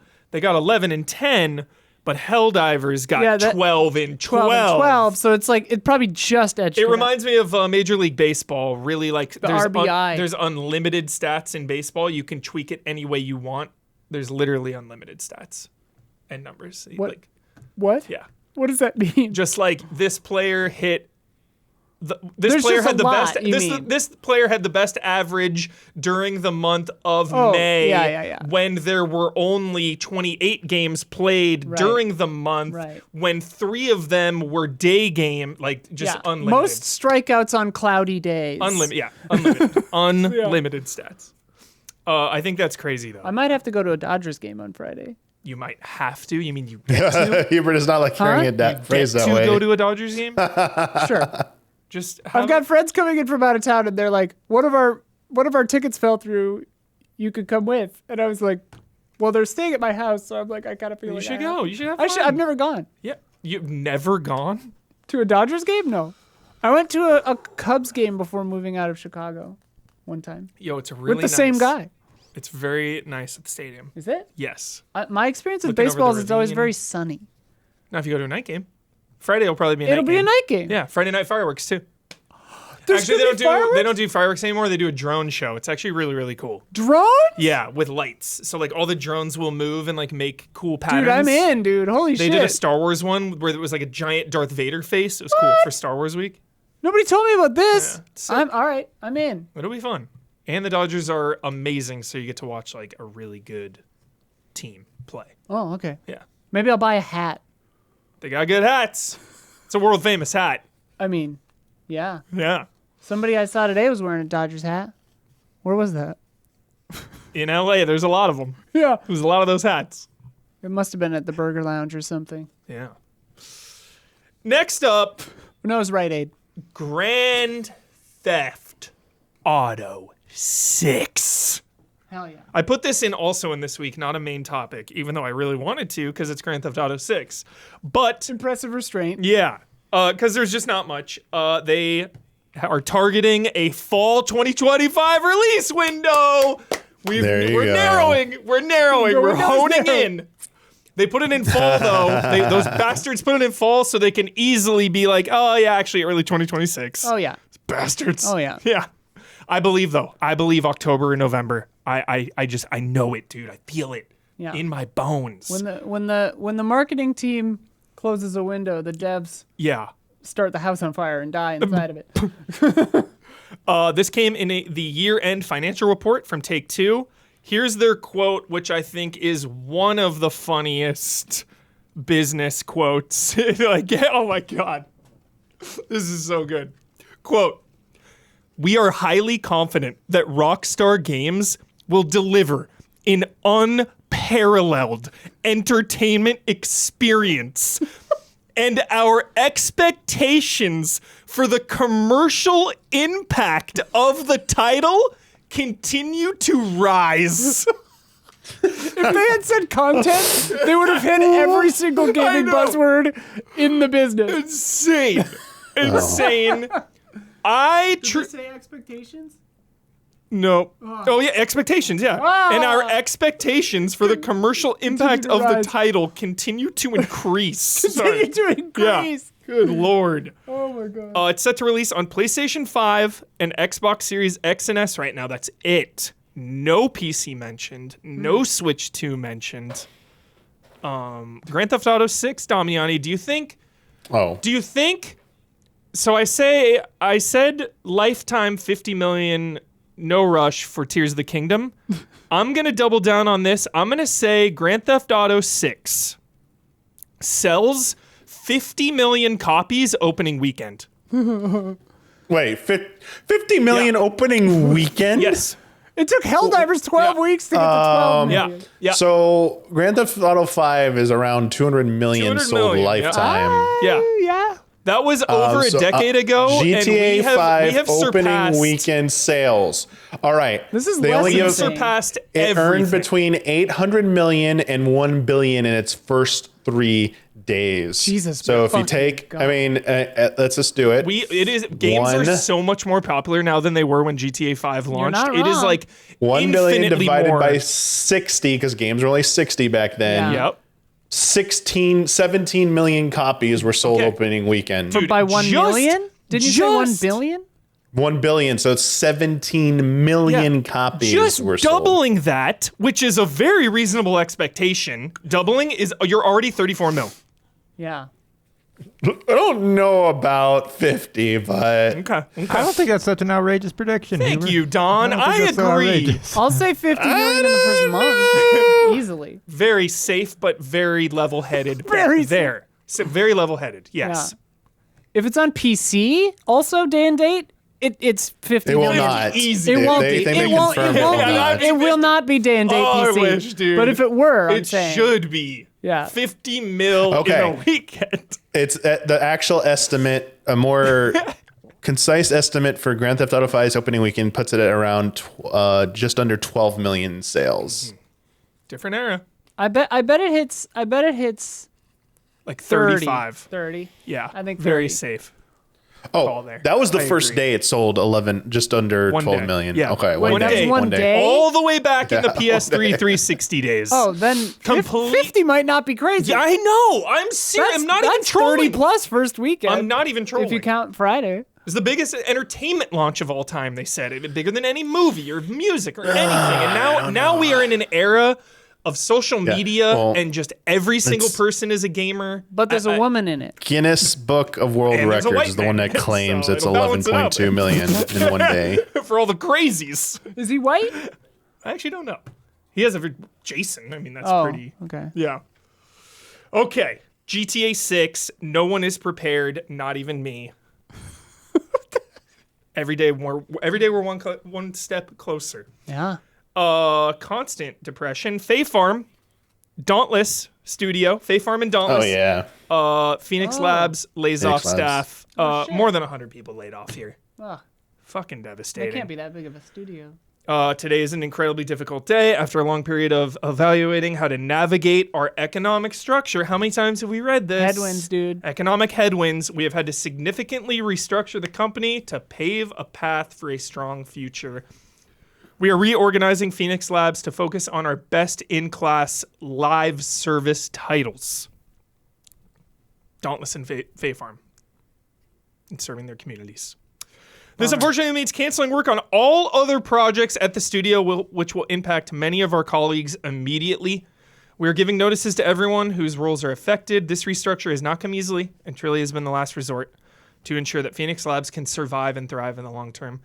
It's impossible to put into words how deeply we value every talented individual who has contributed their hard work and passion to every project at our studio, and we're doing all we can to help our departing team members in this interim period and encourage any studios looking for incredible talent to speak with one-of-a-kind people that have been a part of Phoenix Labs' journey. Literally, what's happening? I know. Like, it's so many people. It's the biggest story in the industry of the last couple years now, I feel like. It's impossible not to talk about this every week because it just continues to happen, and it is so important because humans make games, and even if these people are making awesome games, it's still not enough, and they're still getting laid off. Yeah. And I mean, I honestly think Hi-Fi Rush is going to be an example for years of Yep. just like even making award-winning, Yeah. incredible games. yeah, Doesn't matter. doesn't even matter. It's insane. Like, it's kind of wild. And like they were saying, like having best-in-class Live service games, doesn't Yeah. make your other titles safe. Doesn't make your other, Totally. like it doesn't earn enough apparently to. Yeah. I mean, we talked about it even before all these layoffs years ago, just that live service trend and them chasing that of Yeah. like having your finished product and then just leaving the lights on and charging everybody rent to stay there and then just updating it here and there. It just seems like, obviously it's a lot of work, but it just seems you like... need a huge staff for that. Yeah, but it obviously seems like less work than making a brand new game from scratch. Right. So, I mean, yeah, if you get one that hits, yeah. Xbox's Activision opens new studio to develop narrative-based AAA franchises. Elsewhere Entertainment is developing narrative-based and genre-defining AAA franchises. Cool. They're based... Hire all the people you just fired. Exactly. I know, What it's the fuck? really weird timing here, right? What the Yeah, fuck? this is How fucking not, insane is this? Yeah, nope. They're based in Warsaw, Poland. Where's Daniel Bloodworth, everybody? Uh-oh. Where's Daniel Bloodworth? Oh, not there, probably. But Any thoughts on this new studio opening right tell me all after? your thoughts on Xbox. The gall. Yeah, the gall. gall, dude. Like, gall. I mean, like, sure, okay, it's in Poland, which I didn't expect, but like, still, Yeah. lay off 1 million people and then start a new thing and Yeah. like be like, hooray, we're starting a new thing. Yeah. It's like, come on, you just shuttered fucking. Yeah. At least like Tango get Games some or of those Tango people Gamers. or something. Right. Like Summer Game Fest to have more than 55 studios and publishers on June 7th. It's coming up. It's right around the corner, and there will be no Nintendo. Huh. Of course. Just And they did announce they have a June Direct, though. What's up? They have a They said they had a June Direct, Sweet. though. Yeah. Sweet. So we know about that. Awesome. Where they will not talk about Switch 2. Yes. They said Did they they will not say talk that? about it. Yes. They said a Switch 2 announcement event will be later between then and March 31st of next year. Wait, did they say that? Yeah. Yeah. Isn't that a Switch 2 announcement? Well, they acknowledge it exists, Yeah. but they said they were like they will talk about When it. it's like I didn't know that they've it'll be the acknowledged. title. I didn't of know it. they've even acknowledged that it exists. Oh, Yeah, it's referred to as Switch's successor Switch's at the successor. moment. Right. Say that 5 times yeah, fast. that's hard. Speaking of Tango and Hi-Fi Rush, Hi-Fi Rush gets a final patch, a farewell patch to fix the last little minor issues. And they also reconfirmed that a limited physical edition is coming from Limited Run Games. So God. one last little hurrah for Hi-Fi Rush. Remember when we That got... one is going to sting forever. It's gonna sting forever. And Evil Within 3 is my fucking Half-Life 3 now. Yeah. And my Shenmue 4. Like, that's never going to fucking Except for happen. Valve still exists. God. Like, oh man. Yeah. Do you think they snuck any like cheeky little like things into the? Because like, how could you not? It'd be cool if they snuck in like a thank you. Because like when or we got something for like even if everybody. it was a positive, yeah. Yeah. Like when we all got fired, I changed our Bloodborne review to be a 10 out of 10, and That is the best. Forbes wrote an article about it. Yeah. Can we still find that article? Yeah, find I that. don't know. They updated it. They were like, apparently it was a joke. That's so good. Should have been a 10 though. Just a few more. Tomb Raider TV series written by Phoebe Waller-Bridge has been ordered for Amazon. I saw that they made it. I didn't know it was Phoebe Waller-Bridge. This is cool, but it also That's cool. bums me out because I really actually liked the Alicia Vikander Tomb Raider, but Yeah. I think that whole Nobody thing- saw it. I feel like. No, I saw it in the theater. It was I like sick. Alicia Vikander. Yeah. I never saw it. PS5 breaks sales records, but still falls short of the target. After crossing 59 million units sold, they missed it by more than 4 million units. That target. But they're still Losers. breaking records. Losers. The Rogue Prince of Persia is now launching into early access on May 27th to move out of the way of Hades 2. Because Hades 2 came out and they're like, we're gonna wait a second.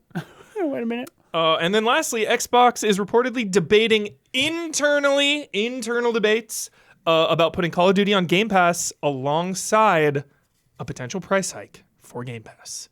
So interesting. Of course. Interesting thing to watch here. Call of Duty Game Pass prices. What is going to happen Yeah. this course. year? Didn't that factor into the whole lawsuit thing that they were like, whatever. Yeah. Who cares?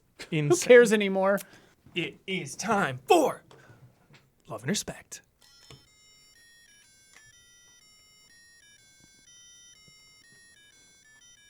Love and respect. Love and respect. Sick. All right. Question number 1. Hello again, Alice. Hi. This is from Matan. Matan! Layoffs, of course. Everybody Oh, wants to talk about layoffs. come on, it's Matan. all we talk about. I know. Are you sick of it? Like, everyone is. The people getting laid off are sick They're of it. probably sick of it. Yeah. Audience is sick of it. We're sick of it. But it is the harsh reality of the current state of the video game industry. Yeah. And we will not back down. We will not pay your give up. CEOs, though. You know? We will not go quietly into the night. We will not give up the fight. What does he say? For today is our Independence Day. Tonight we are canceling the apocalypse. Dude, top 10 speeches. Different movie. Different movie. different president speech. Get a mashup of those. We should. I want to edit them together now. Holy shit. I'm sure someone has done that. Someone has to have done that. Red Sky? Get a link in chat for that. Link Red Sky. Layoffs have infected about every area of the games industry. What do you think the long-term outcomes of this industry shakeup will be on games as products and art? For example, will we see a growth of indies as creators take their careers into their own hands, or a shrinking as game funding becomes harder to find? Will we see more predatory season passes to make up costs, or fewer as the market becomes oversaturated with live service cash grabs? I hope you can sprinkle some positive predictions or hopes in there with the negative. Thanks, allies. I'm going to respect Matan. I mean, this is an interesting question, because this is kind of what I was alluding to earlier with the bearish market thing, where it was like, what will this do for the consumer and for the quality of games? Yeah. Like, because these companies, Ubisoft straight out said it, Square Enix is saying it, like, we're trying to refocus, on our successful titles, and like, on the one hand, it's like, okay, cool, more support for, your Assassin's Creeds is a great thing, and like that'll make those products better, but like, the Pentiments of the world go by the wayside then, most likely, and like that to me is a huge bummer, because The Dave the Divers. your cute little triple I, Your triple eyes. releases, and like to me that's a bummer, because that's where a lot of the kind of fun, weird swings would come from. Hi-Fi Rush, great example, where it's like, who saw that fucking coming? Yeah, Literally Rhythm. nobody. Yeah. And like, I really hope that these refocusings, don't just. I hope a number of things. Like, I hope that it doesn't just mean that all of those little fun side projects go away, but I also hope that all these fucking people who are getting laid off band together.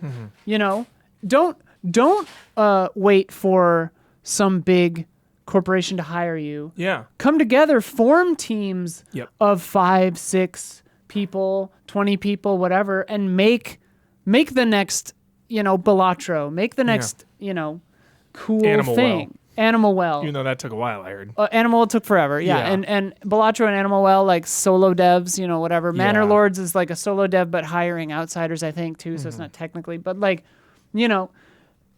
like I think that there's an opportunity, like, for people to go into business for themselves. Totally. Everybody has 3 mortgages nowadays. Yeah. Nowadays, like, the downside is, where's that funding going to come from? Yeah. And like the That's the consumer, scary part. the consumer is overtapped, and like Kickstarters aren't going to make it every Yeah. time. I know. Moon Samurai, looks and, like, so incredible. The thing is only 75,000, and it's Right. like not barely even halfway. Right. And like, so that's the bummer, is like, I think that the consumer is less willing to spend, and corporations and angel investors and stuff like that are maybe less willing to spend right now too. So it's like, the landscape is really weird right now, but I hope that creativity isn't dead. Yeah. I agree. Well said. Any final thoughts on that, Damiani? The first thing they asked, I don't think indies are going to expand. I think there's just less money to go around right now. Yeah. So I think it's going to be harder for indies to get funding, and you're going to see like the same effects only amplified in the indie space as well. Yeah. Unfortunately. Next from Jason Wojnar. What up? What the up, what up? Woj. The Woj. How do you relieve the stress of constant failure in video games? As a company or I'm playing Sekiro now. And when I die at a boss for the third or fourth time, I will put on a podcast, and it makes dying a lot less stressful and also prevents me from getting worse at the boss from the increased frustration. sure. So how do you relieve stress when you keep dying on a boss? Or just dying stop. in general? Yep, that tracks. Yeah, maybe not all the time, but yeah, generally where things are not going well, it's like stop. Let's just quit playing immediately and go immediately do something else and try and forget about it. Come back the next day. If it's a game I still like after that, Yeah. The power of come back the next day Really is, works. is crazy. Yeah. Like I can't tell you how many times I was stuck on a Souls boss or whatever, and then just came back the next day and First try. eviscerated it. Yeah. Totally. And like, yeah, you just have to get out of your head and not expect to win sometimes. But I mean, yeah, some games, you know, if the game is not, you know, is already on the edge of, you know, a lot of times that's the kind of thing that'll just be like, all right. Totally. If I get it to like a freaking Sekiro level difficult boss fight and the game is mid or worse. Yeah.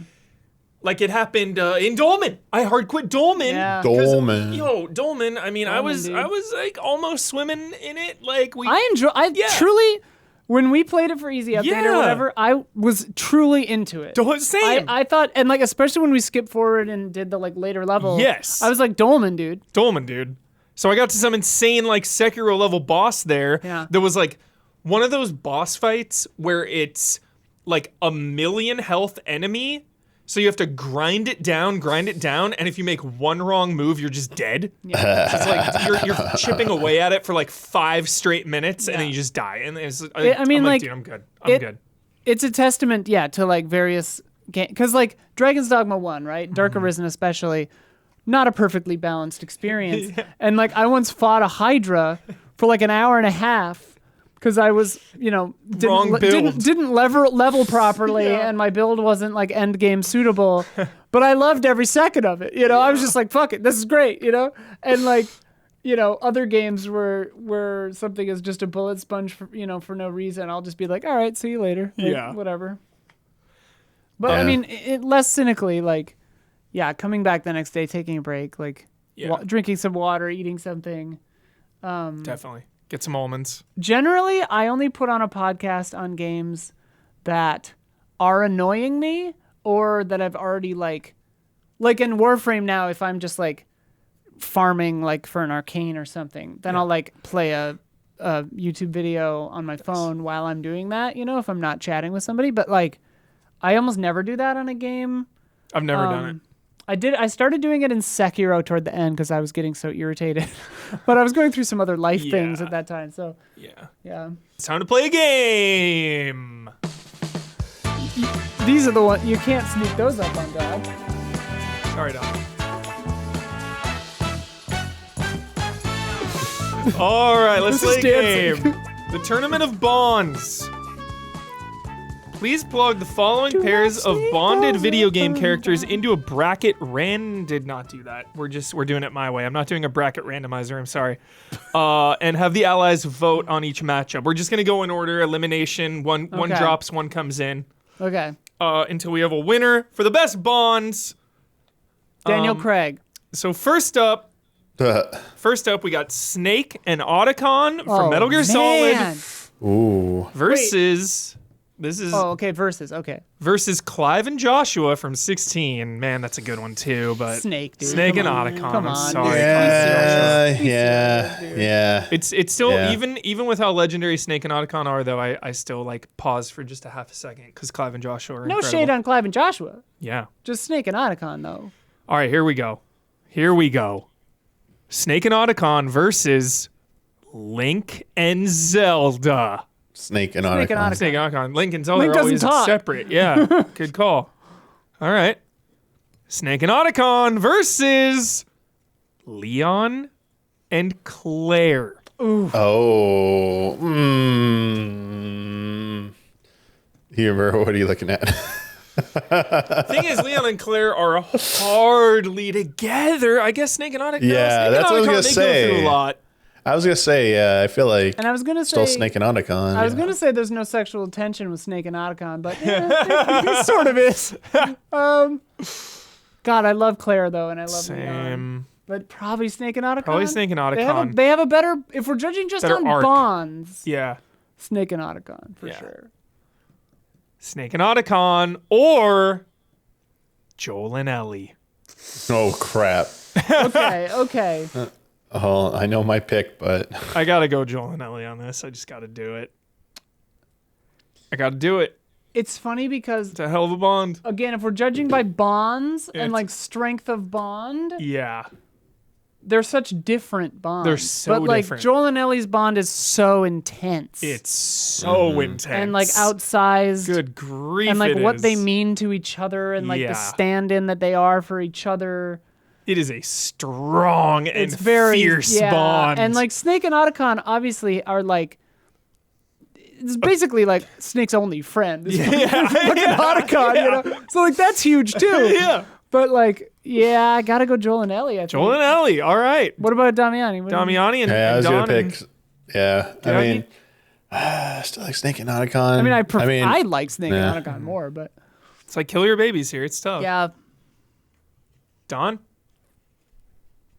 Wait, so I can't go backwards? We're Not this. Not the format I chose. I not super apologize. fair to just throw Yes. Don in on round 6. I apologize. No, it's okay. I was gonna go backwards. Wait, Joel and Ellie or who? Snake or Otacon? Yeah. Snake or Otacon? Not even close. Are you kidding me? All right, Joel- Gabby's the Alright. tying Sorry, vote. yeah, you're not gonna like that. Joel and Ellie. Joel and Ellie, obviously. Obviously, I brutal. know that there wasn't Yeah. a tie, was there? Damiani said Snake and Otacon. But Don said Joel and Ellie. No, I know. I said Snake. Oh, and oh, Otacon. oh. All right, so we got Joel and Ellie in the lead here. A few more here. Joel and Ellie or Mario and Luigi. It's different. It's so different. It's so yeah. Luigi I mean, gets stepped on by Mario, I feel like. They love each other, but Which is like, funny because Luigi can jump yeah. I know. I still think like Mario takes Luigi for granted. He does. Yeah. Yeah. But I mean, technically, if we're speaking genetically, their bond is closer than Joel and Ellie. Your But family is who you choose. emotionally, yeah. Oh, yeah. I'm gay. I know. Yeah, I'll say Joel and Ellie probably. All right, here we go. Here we go, Gabby. The mother of all showdowns of bonds. Sony versus Sony. Joel Oh. and Ellie or Kratos and Atreus. No. Here we go. Oh man. That is a fucking tough Both like father figure bonds A too. very tough one. Yeah. I'm your father figure. I'm your father figure. Ooh, ooh. No, you. I still think I'm going Joel and Ellie here. I think Joel and Ellie too. Yeah. All right. Because it's just like you nailed it. Like with It's very how intense. intense. It's It's so very intense. I mean, obviously, God of War is very intense bond Yeah. too, but yeah. Anyone else? Joel and Ellie still? Yeah. Joel and Ellie. Joel and Ellie or Shepard and Garrus from Mass Effect. That one's funny because you can choose who You can choose the with. bond, yeah. Because for me, it was Yeah. Lara. But Yeah. the relationships in Mass Effect are very good. Yeah. Like Mass Effect rips, but I think Joel and Ellie is a more feverish, intense It bond. is. It is very feverish. Anyone? I really want something to beat Joel and Ellie. Yeah. I don't think this beats them either. Yeah. We got a few more. Unfortunately. There's Okay. some contenders that All right, could. okay. Okay. There's some contenders. Cal Kestis and BD1. Oh, Shout out, dude. Shout I out. don't know this one well enough, so I'll have to leave it to you guys. I mean, it's cute as shit. But It no. is cute and a 10 No. out of 10. All right. It's 1,000 out of 10, but no. Now don't judge this one too quickly Okay. cuz they go there. Yeah. Ratchet and Clank. Oh. That is a bond Ooh. spanning many games. And they You're have had the Ratchet and Clank expert. they have had their disagreements over the years. They have had their little feuds, little issues here and there, but they always come together and they are bonded. But nothing's being Joel and Ellie. I'm sorry. All All right, Master Chief and Cortana. Ooh. This to me, hot take. Don't say I'm an Xbox hater. I love games. I don't give a shit. This Bond, I'm not into it. I'm just not into it. I mean, it's Sorry. a little weird. I'm just not into it. It feels like they muddied the waters over the years. Like, it got a little complicated. There's like fake Cortana happening and shit. Like, things got weird, dude. Things got weird, dude. I'm just not into it. Like, who doesn't want to bang the hot AI that lives in their head? But like, come on. Nate and Sully. Another good one, but Naughty Dog just battling themselves Snake here. and Otacon would beat Jake and Sully. So. Yeah. Yeah, I would say that. All right, from Yakuza, Kazuma and Majima.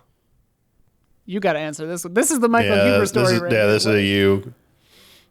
I want to so bad. Do it.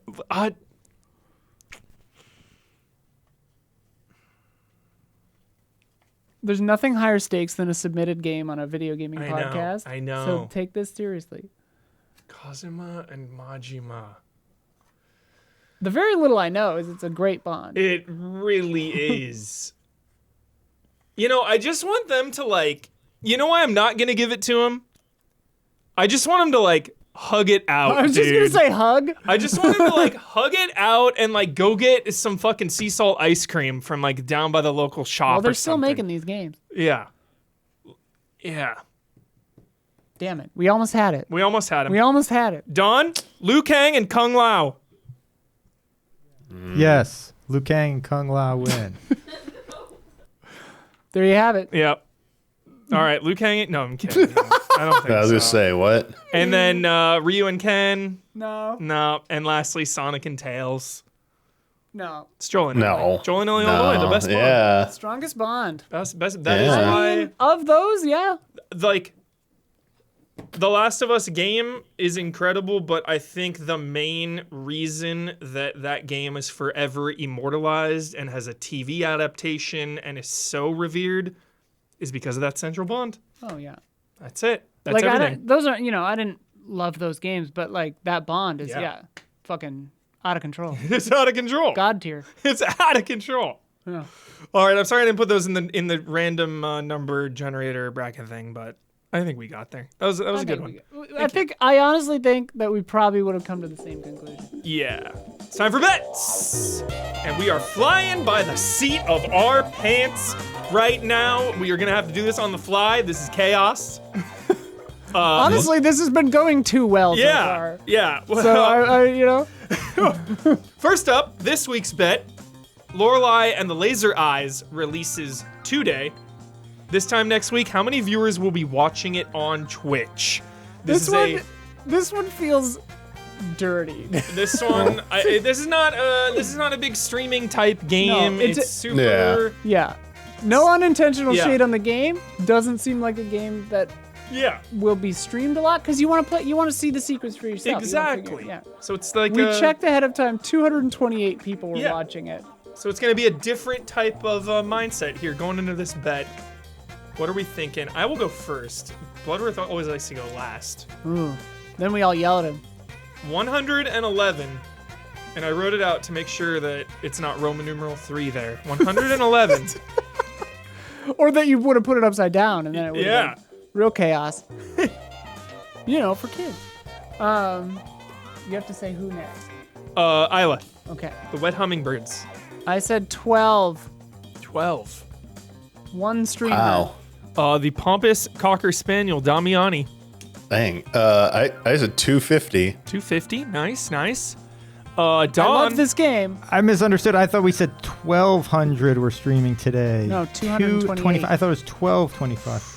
I might be a little over. I said 228. Look at those 800 Look at seems those eyes with reasonable. I like it. lasers. That seems reasonable. All it takes is one streamer. That's what I'm hoping for. We I need like one. those laser eyes. Yeah. Thank you. Gabby, optimistic rat. Ooh, Nice. someone beat me. 915. Was I supposed to be writing these down actually? Yeah. Mm-hmm. Shit. Okay. Damiani was how many? 250. Well, we can change them. Oh. Wait. 250. Okay. Isla was 12. 12. Dawn was 800. 800. And Gabby was 9:15. 9:15. Okay, cool. The bets are locked and they are in. Lorelei and the Laser Eyes.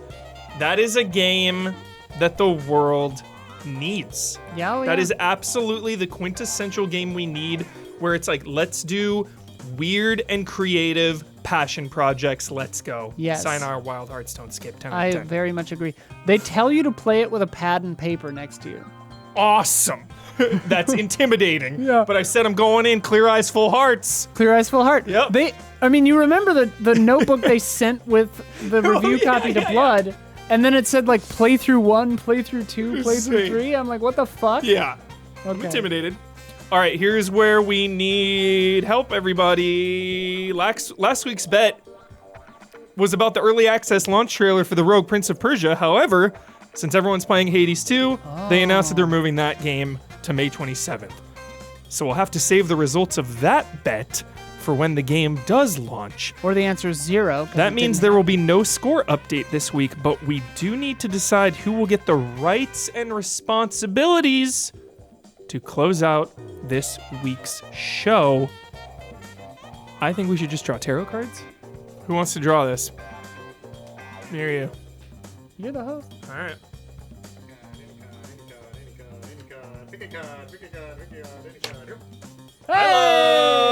I love It's me. the rights and responsibilities. All right. But first, Let me tell you about patreon.com. patreon.com/easyallies. Let me tell you about patreon.com/easyallies. Look, Easy Allies, we are veterans of the business. That's true. And we love you. But we also love video games. And we love talking about video games. And we love sharing our passion and our love of video games. And to do that, we need your support. You got to help us out for us to help you out. At $5, you get this podcast 2 days early. Ad-free, that's essential. I'll pay whatever the cost is for ad-free on anything, whatever it may be. You got to be ad-free. With 2 bonus Love and Respect questions, which we're going to do after this show. You can submit questions to Love and Respect, and you can get into the official Discord and vote on the top 10s, which is box arts. Oh, yeah. that's a good one. It's such a good one. That's going to be great. What's that, next week? 2 weeks. Yeah. That's for $5. At $10, you can join our contributor tier and submit to our community showcase and stream team. 25 up is producer tier. Listen to them at the end of this podcast. $50, you get fan mail. And then $100, you get the golden voice. Brandon Jones will say just about anything you want him to say. That is insane. I wonder how far he would let you push it. Knowing Jones, probably to Pretty the far. absolute limit. Probably pretty far. Yeah. Like, As long as you're not some Probably just not something, like, racist, offensive. Yeah. sexist, Yeah. crazy, like ignorant shit, Yeah. I'm sure everything is fair game other Yeah. than that. erotica is basically what I'm wondering. Erotica. Erotica? Shout out to the platinum producers, Jabawabs, Jabawabs. Elthanis, and Forever Ender. Shout out. Shout out. Ooh, Don, very NPR. Our Discord is doing a tournament for best roguelike/roguelites. Get in there and vote. In addition to the box art thing? I think maybe the box art one is separately. I think I had my wires crossed. They are doing box art somewhere. They told me in stream last night they were voting on box arts for something. What's going on, chap? Yeah, let us know. Let me know. Wow, am I allowed to say this? What? Oh, yeah. I mean, we bought plane tickets. Damiani is here in person next Tuesday. No. Wow. Yes. Oh, yes. Yeah. Yes. Sorry. I'm trying to remember. So Yeah. tune in for a live Achieve It Yourself on the group stream. And we're making Damiani achieve it, baby. Yes, get We're hyped. foisting it on him. It is with amazing. suggestions from our patrons, and it's gonna be sick. News to me. Well, Bloodworth says it, and thus you must do it. You Blood knew sent me a about code. this. Sorry. Yeah, I knew about it. Hell yeah. Damiani Let's in move the on. flesh. Move on. Move on. Isla, you get to shout out anything or anyone that is on your mind this week. You get the final word, and you get to sign off with your trademark sign off. Take it away, Isla. Who do I want to shout out?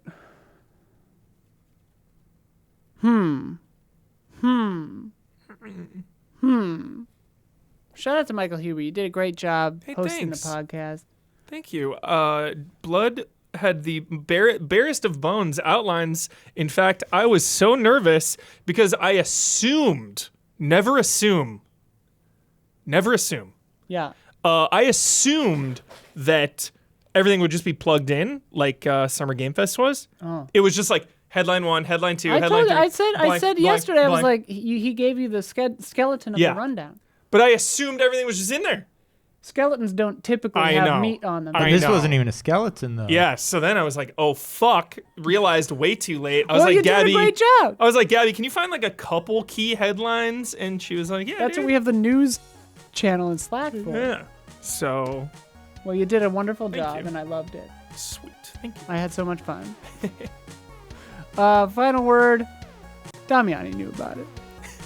He doesn't know what we're making him do, though. Good night and good game.